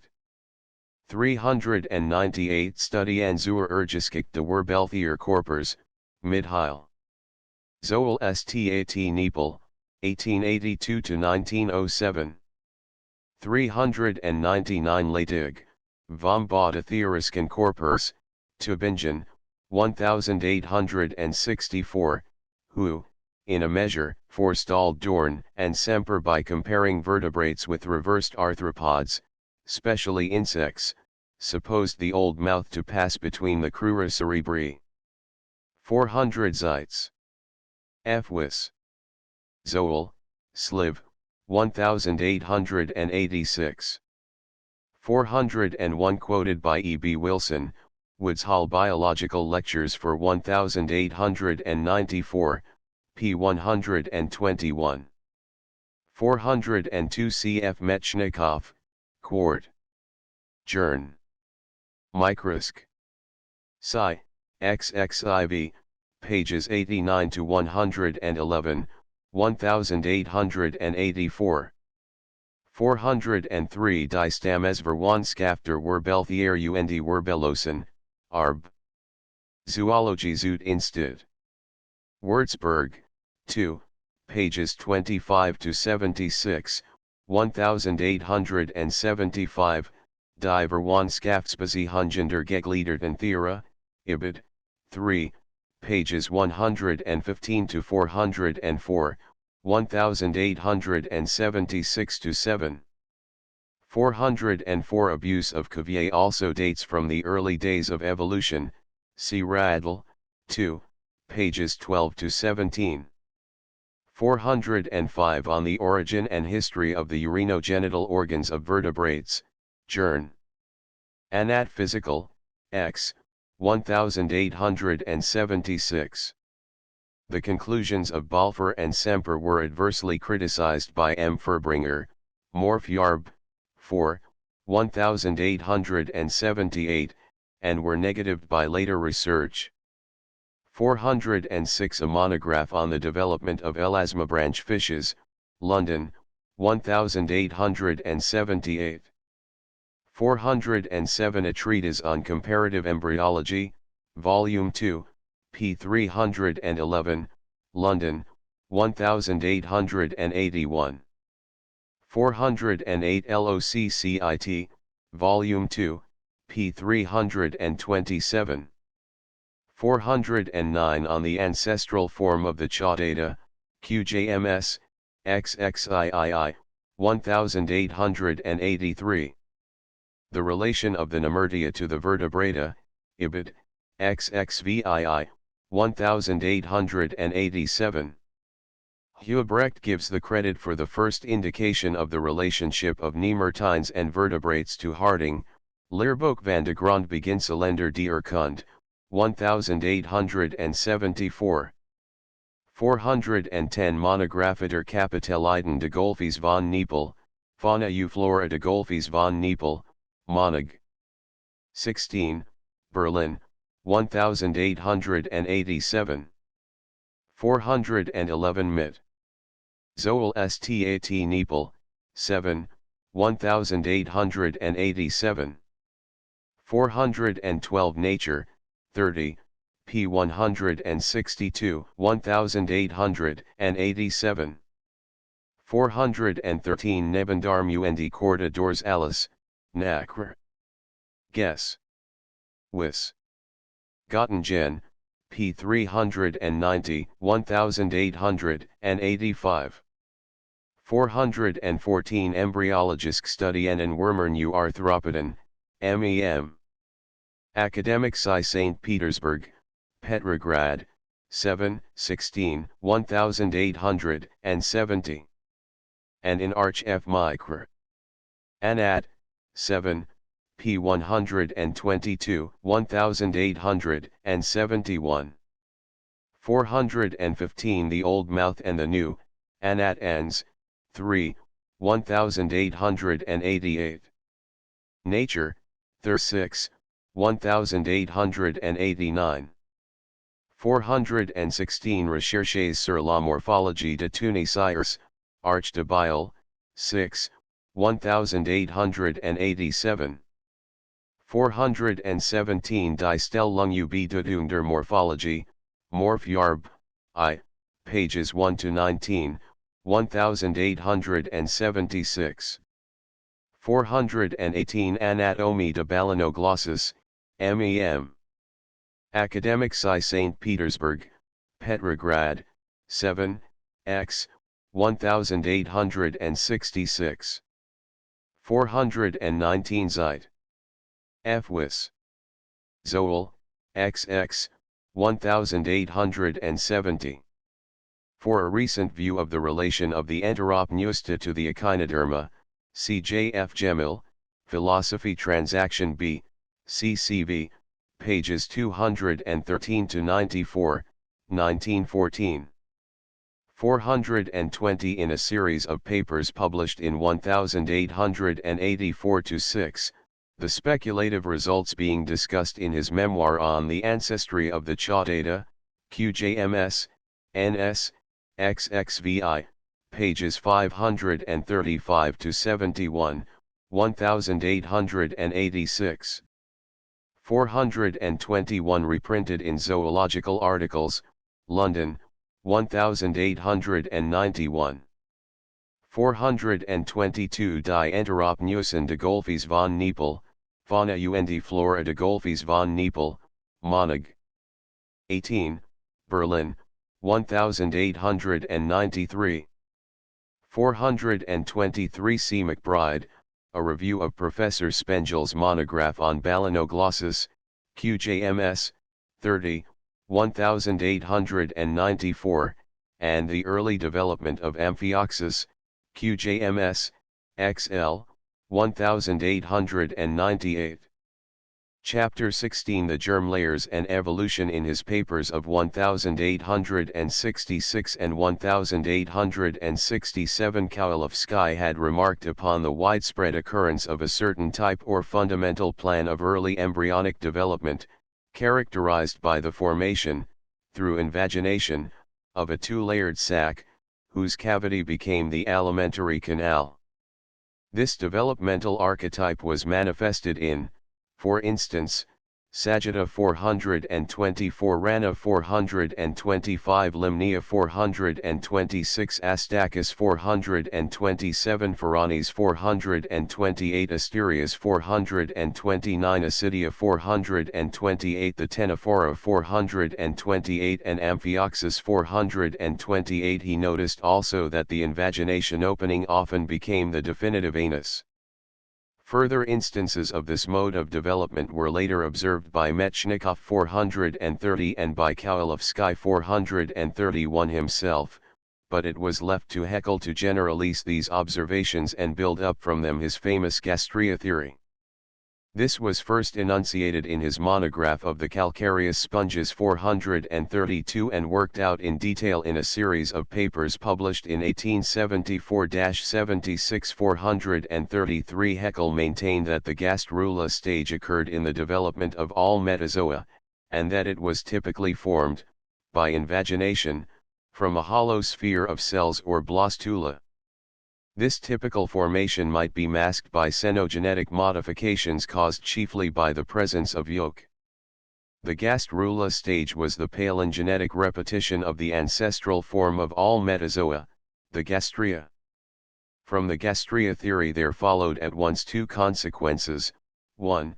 That ectoderm and endoderm, invagination cavity, erdarm, and gastrula mouth, ermand or protostoma, were, with all their derivatives, homologous, because homogeneous, throughout the metazoa, and, 2, that the descent of the metazoa had been monophyletic, since all were derived from the ancestral gastria. Huxley's suggestion, supra, p. 208, that the outer and inner layers in coelentra were homologous with the ectoderm and endoderm of the germ was thus fully confirmed and greatly extended. The great importance of the gastria theory lay in the fact that it linked up, by means of the biogenetic law, the germ layer theory with the doctrine of evolution. It supplied an evolutionary interpretation of the earliest and most important of embryogenetic events, the process of layer formation. Upon the gastria theory or its implications were founded most of the phylogenetic speculations which subsequently appeared. Upon the gastria theory Haeckel based a system of phylogenetic classification which was intended to replace Cuvier's and von Bayer's doctrine of types. This took the form of a monophyletic ancestral tree. Its main outlines are given on p. 290 in graphic form, combined and modified from the table on p. 53 of the 1874 paper and the genealogical tree given in the Koswama 434 monophyletic genealogical tree of the animal kingdom, based upon the gastria theory and the homology of the germ layers. The scheme is in many respects an interesting and important one. The great contrast between the protozoa, or animals with neither gut nor germ layers, and the metazoa, which possess both structures, is for the first time clearly brought out. The derivation of all the metazoa from a single ancestral form, the gastria, leads to the conclusion that the types are not distinct from one another as Cuvier and von Baer supposed, but agree in the one essential point, in the possession of an archenteron, Lancaster, 1875, and an ectoderm and endoderm which are homologous throughout all the metazoan phyla.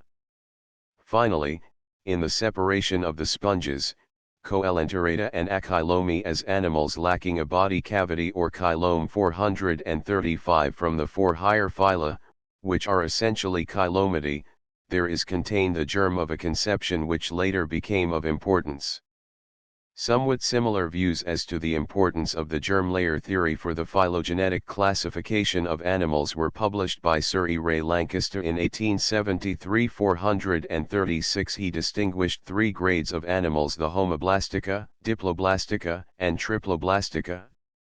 The first included the Protozoa, the second the Coelenterata, the third the other five phyla, distinguished by the possession of a third layer, the mesoderm, and a blood-lymph cavity enclosed therein.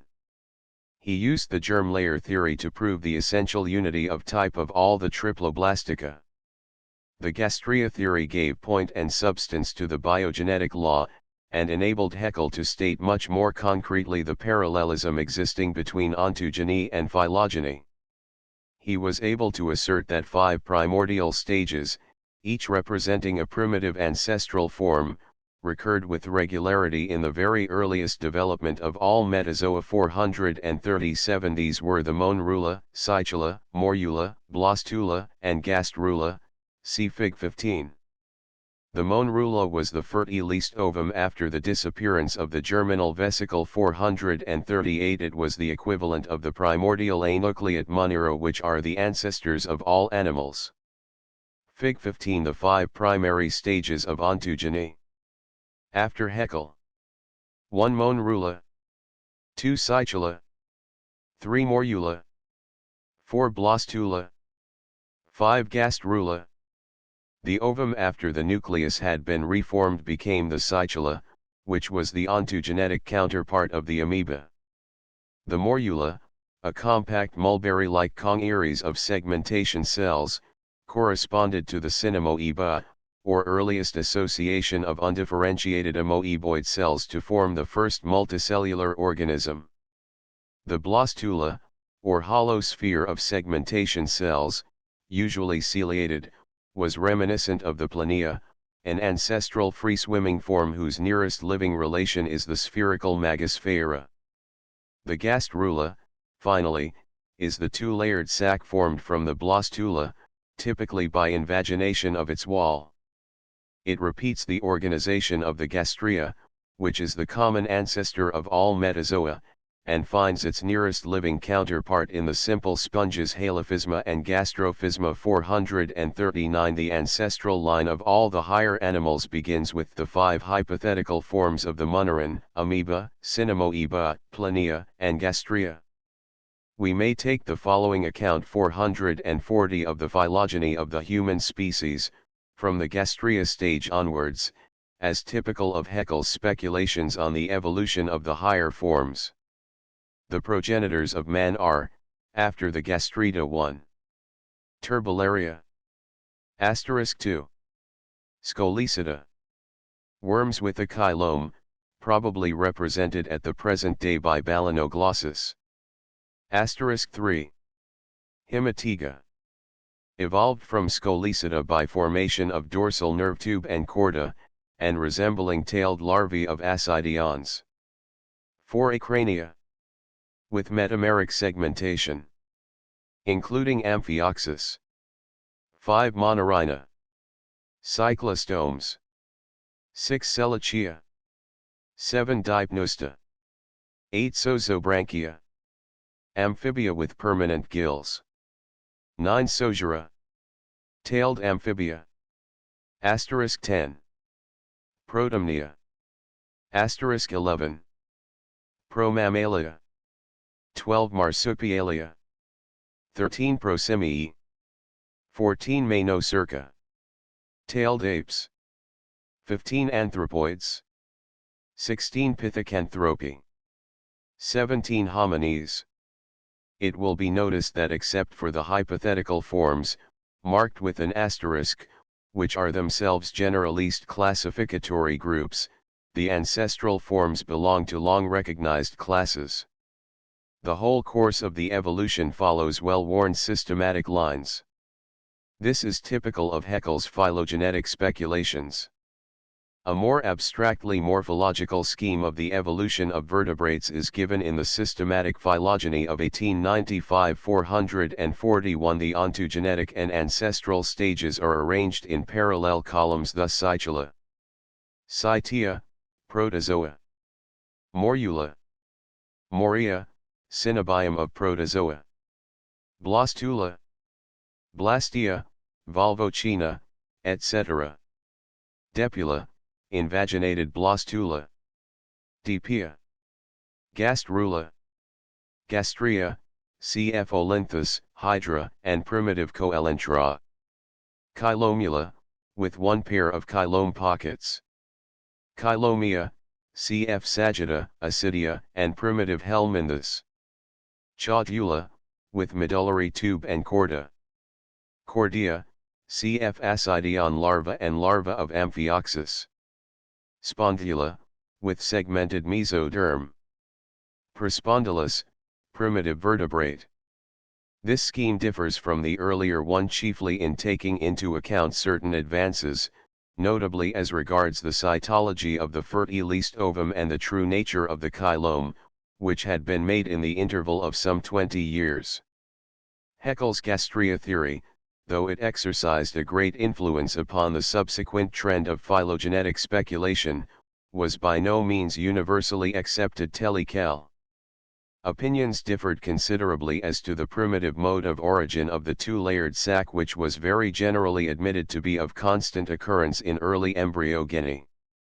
Ray Lancaster, in his paper of 1873, and more fully in 1877 442 propounded a planula theory, according to which the ancestral form of the metazoa was a two-layered closed sac formed typically by delamination, less often by invagination.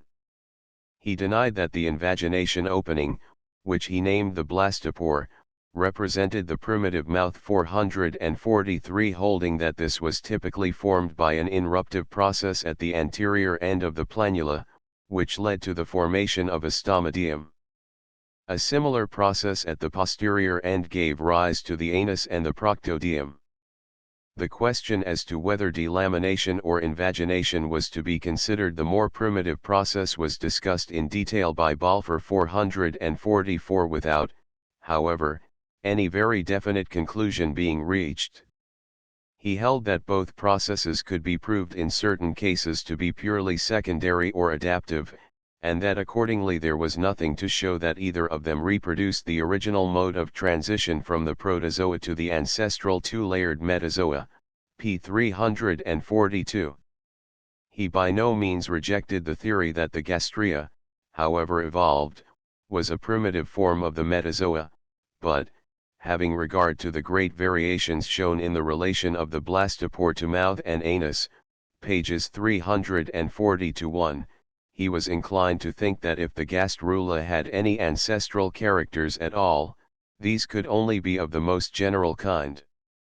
Balfour's attitude perhaps best represents the general consensus of opinion with regard to the gastria theory. From the same origins as the gastria theory arose the theory of the chylome. The term dates back to Haeckel in 1872, and the observations which first led up to the theory were made by the men who supplied the foundations of the gastria theory, Agassiz, Metchnikoff, and Kovalevsky. But it was not Haeckel himself who enunciated the chylome theory. It will be remembered that Remak introduced in 1855 the conception of the mesoderm as an independent layer derived from the endoderm. The pleuroperitoneal or body cavity was formed as a split in the ventral plates of the mesoderm. Haeckel's chylome corresponded to the pleuroperitoneal cavity of Remak, but his view of the origin of the mesoderm brought him much closer to von Bayer's conception of the origin of two secondary layers from ectoderm and endoderm respectively than to Remak's conception of the mesoderm as a single independent layer. Much uncertainty reigned at the time as to the exact manner of origin of the mesoderm 445. Some held that it developed from the ectoderm, others that it originated in the endoderm, while still others, and among them Haeckel, considered that part of it came from the ectoderm and part from the endoderm, pages 23-4, 1874. The solution of the problem came from those observations on the development of the lower forms to which we have just alluded.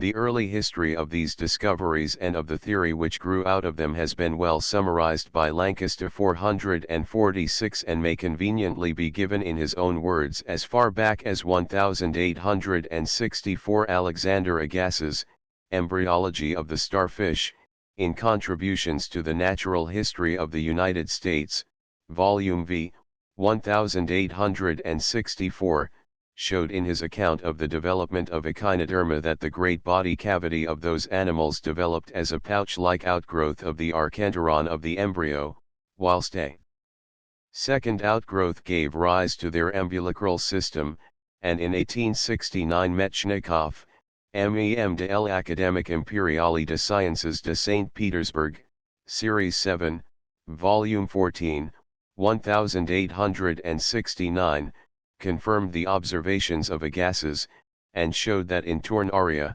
the larva of Balanoglossus, a similar formation of body cavities by pouch-like outgrowths of the archenteron took place. Metchnikoff has further the credit of having, in 1874, Zeitgeist. Zoology, Volume XXIV, p. 15, 1874, revived Lookert's theory of the relationship of the coelenteric apparatus of the enterocylla to the digestive canal and body cavities of the higher animals. Lookert had in 1848 maintained that the alimentary canal and the body cavity of higher animals were united in one system of cavities in the enterocylla, Verwandtschaftsverhältnisse Wirbellosenthera, Brunswick, 1848. Metchnikoff insisted upon such a correspondence when comparing the echinoderm larva, with its still continuous enteron and chylome, to a ctenophore, with its permanently continuous system of cavities and canals. Kowalovsky, in 1871, showed that the body cavity of Sagitta was formed by a division of the archenteron into three parallel cavities, and in 1874 demonstrated the same fact for the Brachiopoda. In 1875, Quart. Journ. MICR. Sci. Volume 15, p. 52, Huxley proposed to distinguish three kinds of body cavity: the schizocele, formed by the splitting of the mesoblast, as in the chick's blastoderm; the enterocoel, formed by pouching of the archenteron, as in echinoderms, Sagitta and Brachiopoda; and the epicoel. Immediately after this I put forward the theory of the uniformity of origin of the chylome as an enterocoel, Quart. Journ. MICR. Sci. April, 1875. My theory of the chylome as an enterocoel was accepted by Balfour and was greatly strengthened by his observations on the derivation of both notochord and mesoblastic somates from archenteron in the elasmobranchs, and by the publication in 1877 by Kowalovsky of his second paper on the development of amphioxus, in which the actual condition which I had supposed to exist in the vertebrata was shown to occur, namely, the formation of the mesoblast as paired pouches in which a narrow lumen exists, but is practically obliterated on the nipping off of the pouch from the archenteron, after which process it opens out again as chylome, pages 16 to 18. The enterocylic theory was taken up by O. and R. Hertwig as an essential part of their chylome theory 447. In a lengthy series of monographs these workers made a comparative study of the mode of formation of the middle layer, and arrived at a coherent theory of its origin. They distinguished in the middle layer two quite distinct elements: the mesoblast proper, formed by the evagination of the walls of the archenteron, and the mesenchyme, formed by free cells buddied off from the germ layers. The following passage gives a good idea of their views and of the phylogenetic implications involved. Ectoblast and entoblast are the two primary germ layers which arise from the invagination of the blastula. They are always the first to be laid down, and they can be directly referred back to a simple ancestral form, the gastria. They form the limits of the organism towards the exterior and towards the archenteron. The parietal and visceral mesoblast, or the two middle layers, are always of later origin, and arise through evagination or plating of the entoblast, the remainder of which can now be distinguished as secondary entoblast from the primary. They form the walls of a new cavity, the enterocoel, which is to be regarded as a nipped off diverticulum of the archenteron. Just as the two-layered animals can be derived from the gastria, so can the four-layered animals be derived from a chylome form. Embryonic cells, which become singly detached from their epithelial connections, we consider to be something quite different from the germ layers, and accordingly we call them by the special name of mesenchyme germs or primary cells of the mesenchyme. They may develop both in two-layered and in four-layered animals. Their function is to form between the epithelial limiting layers a secreted tissue, secretgebe, or connective tissue with scattered cells, which cells can undergo, like the epithelial elements, the most varied modifications. This secreted tissue in its simple or in its differentiated state, with all its derivatives, we call the mesenchyme, p. 122. The important point for us is that, just as all metazoa were considered by Haeckel to be descended from the gastria, so all chylometi were held by the Hertwigs to be derived from an original chylomete form. In both cases an embryological archetype becomes a hypothetical ancestral form. The chylome theory was considerably modified, extended, and developed by later workers, particularly as regards the relations to the chylome of the genital organs and ducts and the nephridia, but no special methodological interest attaches to these further developments. 448 We shall here focus attention upon one interesting line of speculation followed out in this country particularly by Sedgwick, the theory of the actinozoan ancestry of segmented animals. Its relation to the chylome theory lies in the fact that Sedgwick regarded the segmentation of the body as molded upon the segmentation of the mesoblast, which in its turn, as Kovalevsky and Hatschek had shown, was a consequence of its mode of origin as a series of pouches of the archenteron. In other respects Sedgwick's speculations link on more closely to the gastria theory, for one of his main contentions is that the blastopore or ermine is homologous throughout at least the three metameric phyla. In following up Balfour's observations on the development of Peripatus 449, Sedgwick was struck with the close resemblance existing between the elongated slit-like blastopore of this form, giving rise to both mouth and anus, with its border of nervous tissue, and the slit-like mouth of the actinozoan, functioning both as mouth and anus, round which, as the Hertwigs had shown, there lies a special concentration of nerve cells and nerve fibers. He found another point of resemblance in the gastric pouches of the actinozoa, which he homologous directly with the enterocoelic pouches of the chylometi. He was led to enunciate the following theses: 450, 1. That the mouth and anus of vermes, mollusca, arthropoda, and probably vertebrata, is derived from the elongated mouth of an ancestor resembling the actinozoa. 2. That zoomets are derived from a series of archenteric pouches, like those of actinozoa and medusae. 3. That excretory organs, nephridia, segmental organs, are derived from parts of these pouches which in the ancestral form, as in many polyps, were connected by a circular or longitudinal canal, and open to the exterior by pores. This longitudinal canal was lost in invertebrates, but persisted in vertebrates as the pronephric duct, while the pores remained in invertebrates and disappeared in vertebrates. 4. That the tracheae of arthropods, as well as the canal of the central nervous system in vertebrates, are to be traced back to certain ectodermal pits in the diploblastic ancestor comparable to the subgenital pits of the Siphomegaceae. These ectodermal pits were all originally respiratory organs. The essence of all these propositions, he writes, lies in the fact that the segmented animals are traced back not to a triploblastic unsegmented ancestor, but to a two-layered coelenterate-like animal with a pouched gut, the pouching having arisen as a result of the necessity for an increase in the extent of the vegetative surfaces in a rapidly enlarging animal, for circulation and respiration, p. 47. I have attempted to show, he writes further on, that the majority of the Triploblastica are built upon a common plan, and that plan is revealed by a careful examination of the anatomy of Coelenterata, that all the most important organ systems of these Triploblastica are found in a rudimentary condition in the Coelenterata, and that all the Triploblastica referred to must be traced back to a diploblastic ancestor common to them and the Coelenterata, p. 68. The main assumption was that the neural or blastoporal surface must be homologous throughout the metazoa, though it was dorsal in the Chordata, ventral in the Annelida and Arthropoda.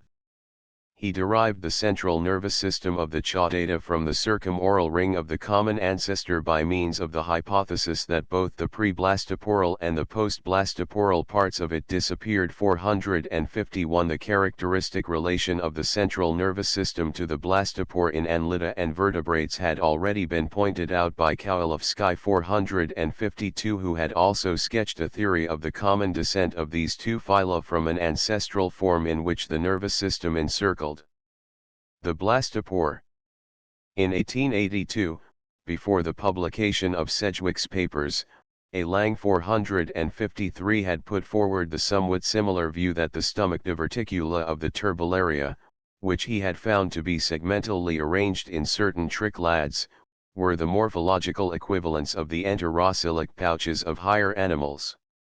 This view, however, he soon gave up. 454 Sedgwick's views found a supporter in A.A.W. Hubrecht. 455 who utilized them in connection both with his speculations on the relation of nemertines to vertebrates, and with his exhaustive work on the early development of the mammalia.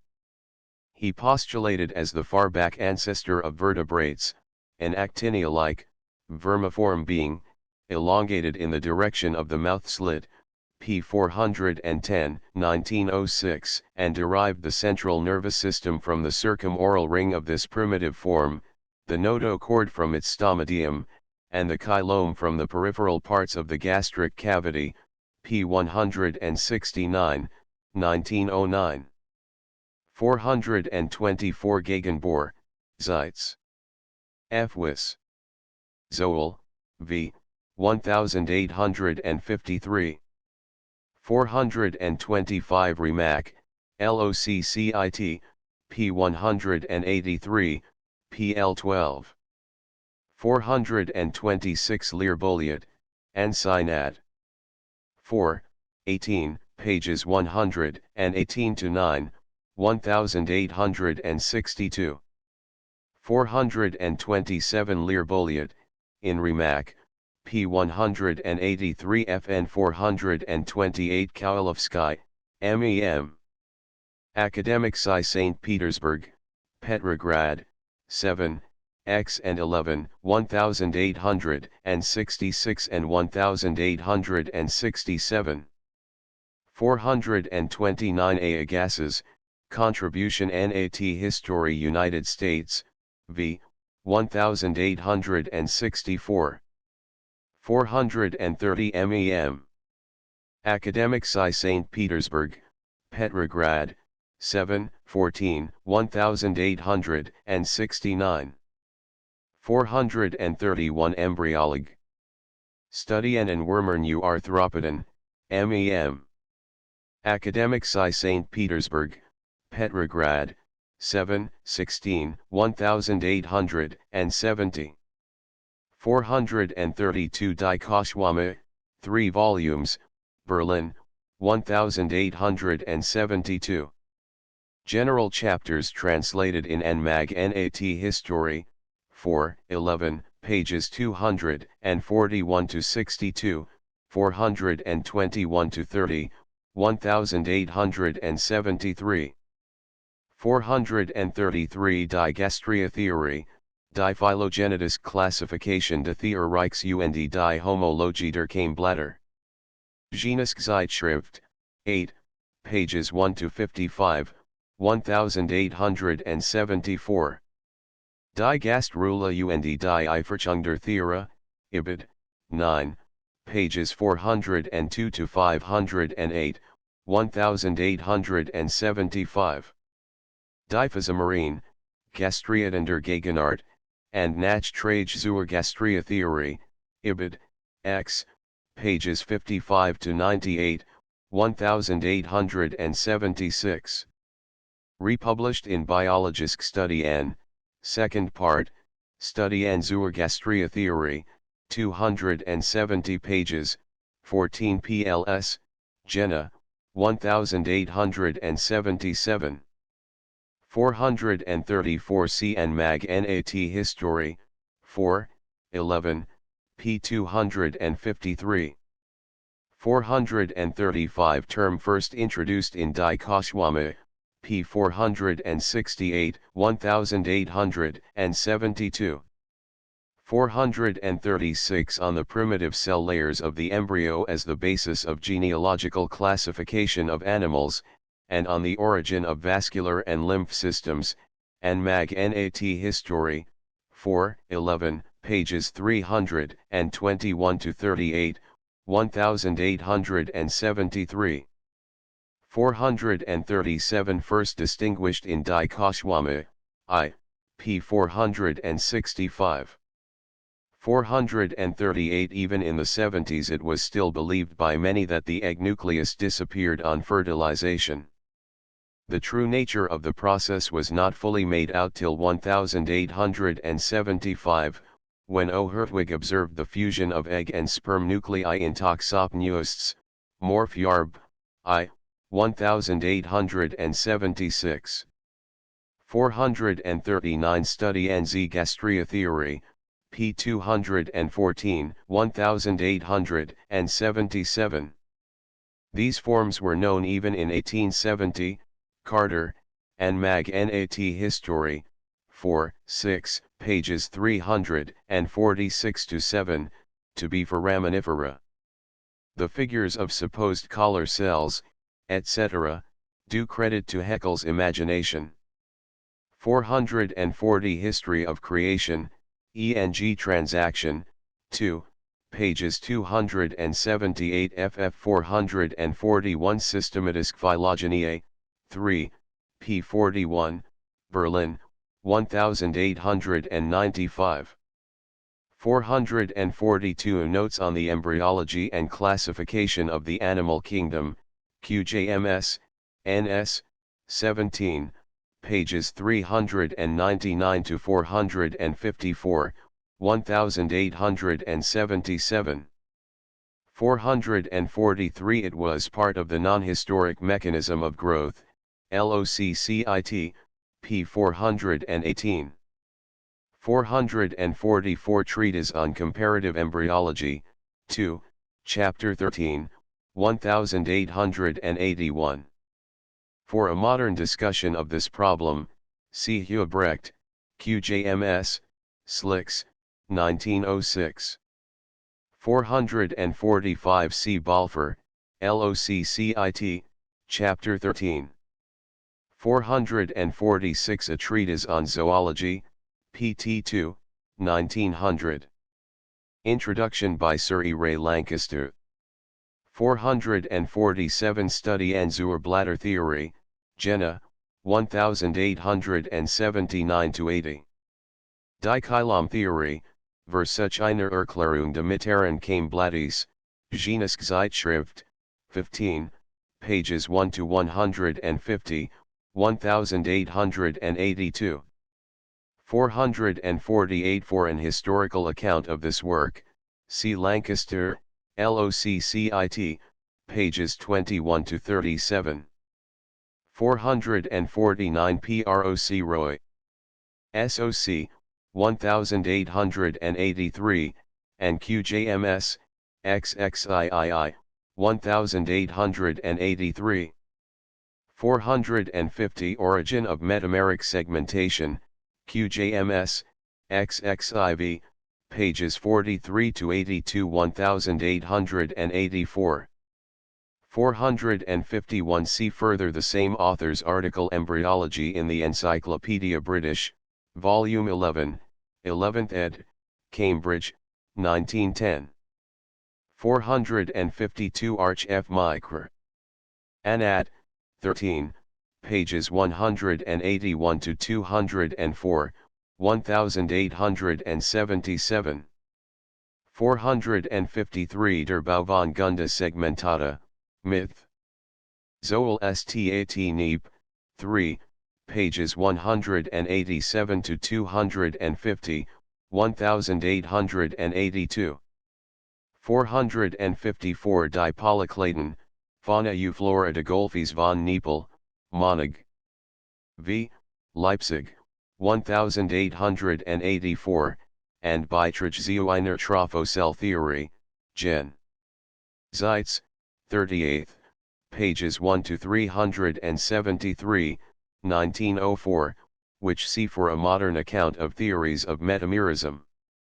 455 Die Abstammung der Anliten Uchadaten, Gen. Zeitz, 36, pages 151 to 76, 1905.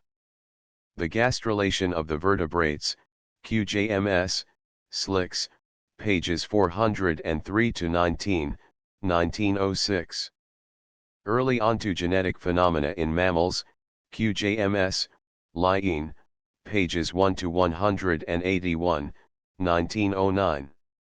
Chapter 17 The Organism as an Historical Being. Of late the attempt to arrange genealogical trees involving hypothetical groups has come to be the subject of some ridicule, perhaps deserved. But since this is what modern morphological criticism in great measure aims at doing, it cannot be altogether profitless to follow this method to its logical conclusions. That the results of such criticism must be highly speculative, and often liable to grave error, is evident. The quotation is from Battison's paper of 1886, and it is symptomatic of the change which was soon to come over morphological thought. New interests, new lines of work, began to usurp the place which pure morphology had held so long. This is accordingly a convenient stage at which to take stock of what has gone before, to consider the relation of evolutionary morphology to the transcendental and the Caverian schools of thought which preceded it, and to make clear what new element evolution theory added to morphology. The close analogy between evolutionary and transcendental morphology has already been remarked upon and illustrated in the last 3 chapters. We have seen that the coming of evolution made comparatively little difference to pure morphology, that no new criteria of homology were introduced, and that so far as pure morphology was concerned, evolution might still have been conceived as an ideal process precisely as it was by the transcendentalists. The principle of connection still remained the guiding thread of morphological work, the search for archetypes, whether anatomical or embryological, still continued in the same way as before, and it was a point of subordinate importance that, under the influence of the evolution theory, these were considered to represent real ancestral forms rather than purely abstract figments of the intelligence.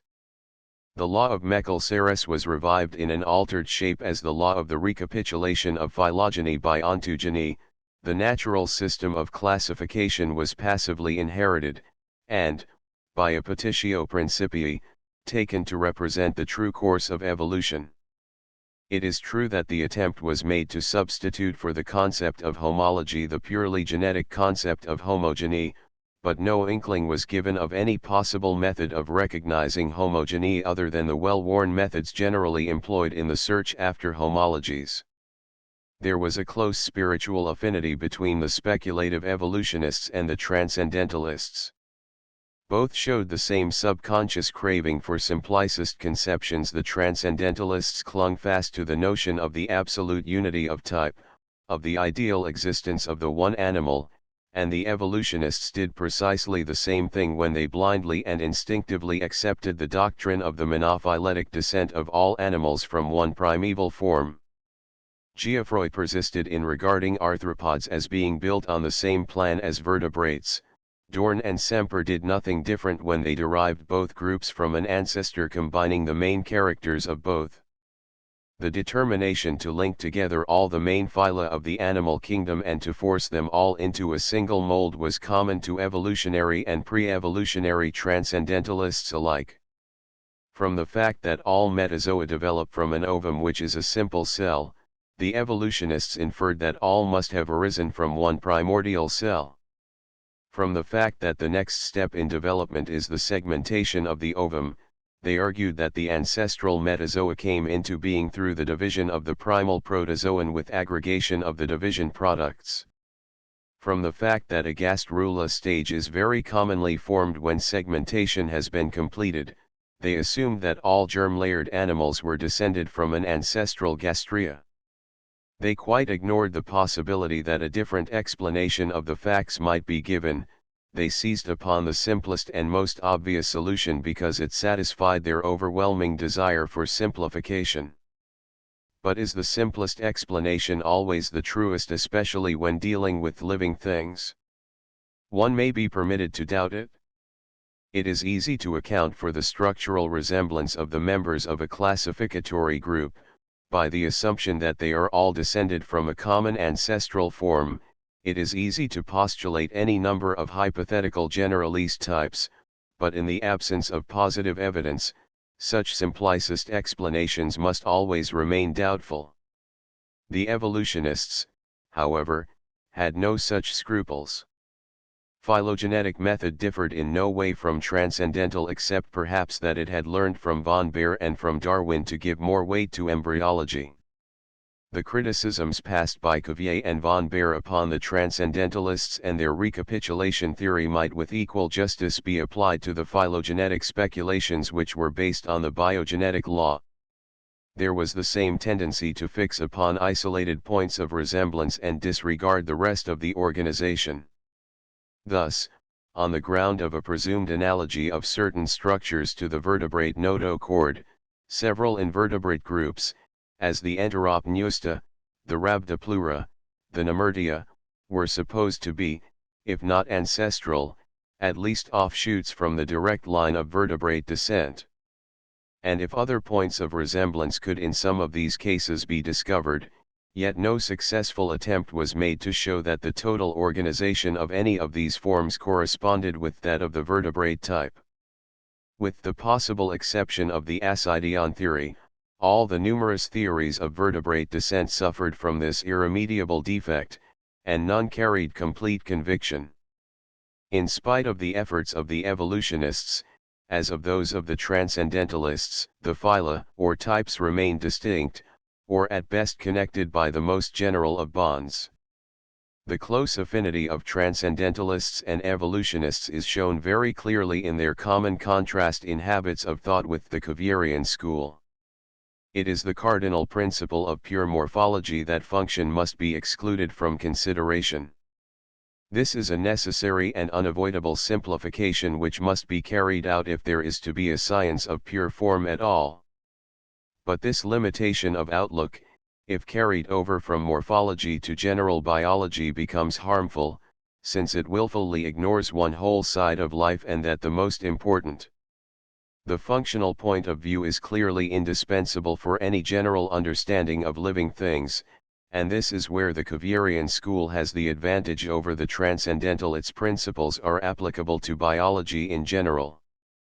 Geoffroy and Cuvier in pre-evolutionary times well typified the contrast between the formal and the functional standpoints. For Geoffroy, form determined function, while for Cuvier function determined form. Geoffroy held that nature formed nothing new, but adapted existing materials of organization to meet new needs. Cuvier, on the other hand, was always ready to admit nature's power to form entirely new organs in response to new functional requirements. The evolutionists followed Geoffroy rather than Cuvier. They laid great store by homological resemblances, and dismissed analogies of structure as of little interest. They were singularly unwilling to admit the existence of convergence or of parallel evolution, and they held very firmly the distinctively Geoffroyan view that nature is so limited by the unity of composition that she can and does form no new organs. By no one has this underlying principle of evolutionary morphology been more explicitly recognized than by Huebrecht, who in his paper of 1887, After summarizing the points of resemblance between Nemertines and vertebrates which led him to assume a genetic connection between them, writes as follows: at the base of all the speculations contained in this chapter lies the conviction, so strongly insisted upon by Darwin, that new combinations or organs do not appear by the action of natural selection unless others have preceded, from which they are gradually derived by a slow change and differentiation. That a notochord should develop out of the archenteric wall because a supporting axis would be beneficial to the animal may be a teleological assumption, but it is at the same time an evolutional heresy. It would never be fruitful to try to connect the different variations offered, example by the nervous system throughout the animal kingdom, if similar assumptions were admitted, for there would be then quite as much to say for a repeated and independent origin of central nervous systems out of indifferent epiblasts just as required in each special case. These would be steps that might bring us back a good way towards the doctrine of independent creations. The remembrance of Darwin's, Huxley's, and Gegenbohr's classical foundations, and of Balfour's and Weismann's brilliant superstructures, ought to warn us away from these dangerous regions, p. 644. This same prejudice lies at the root of the idea of Funktionswechsel, in spite of the general functional orientation of that idea.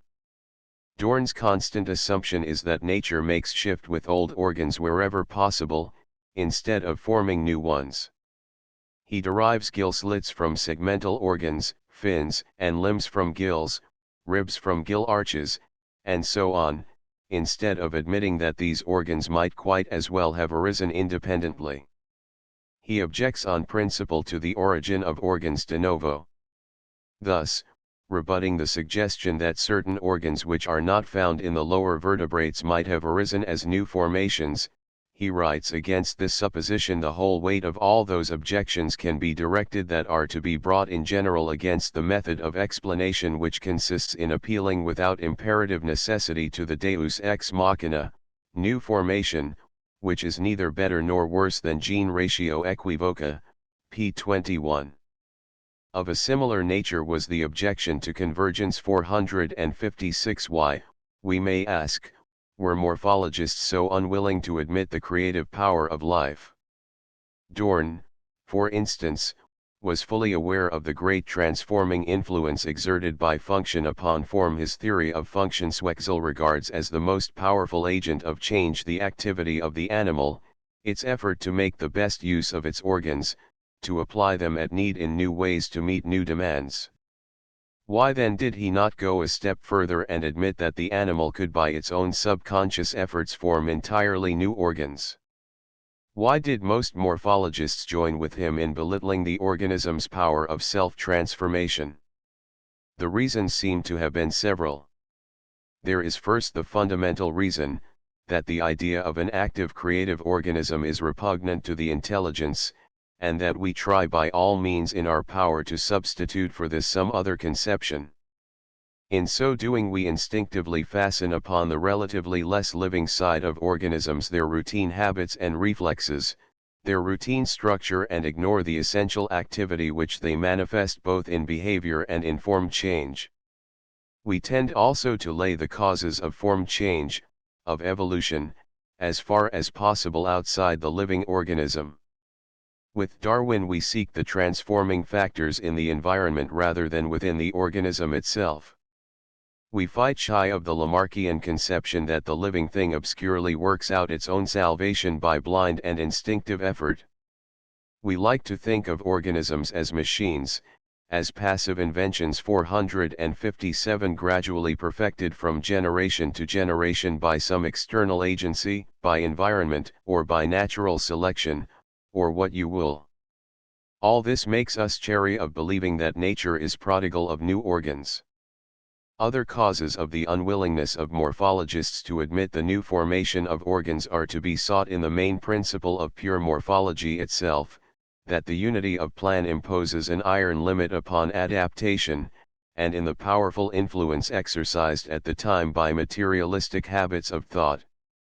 Teleology had become a bugbear to the vast majority of biologists, and all real understanding of the Cuvierian attitude seems, in most cases, to have been lost, although, curiously enough, teleological conceptions were often unconsciously introduced in the course of discussions on the utility of organs in the struggle for existence.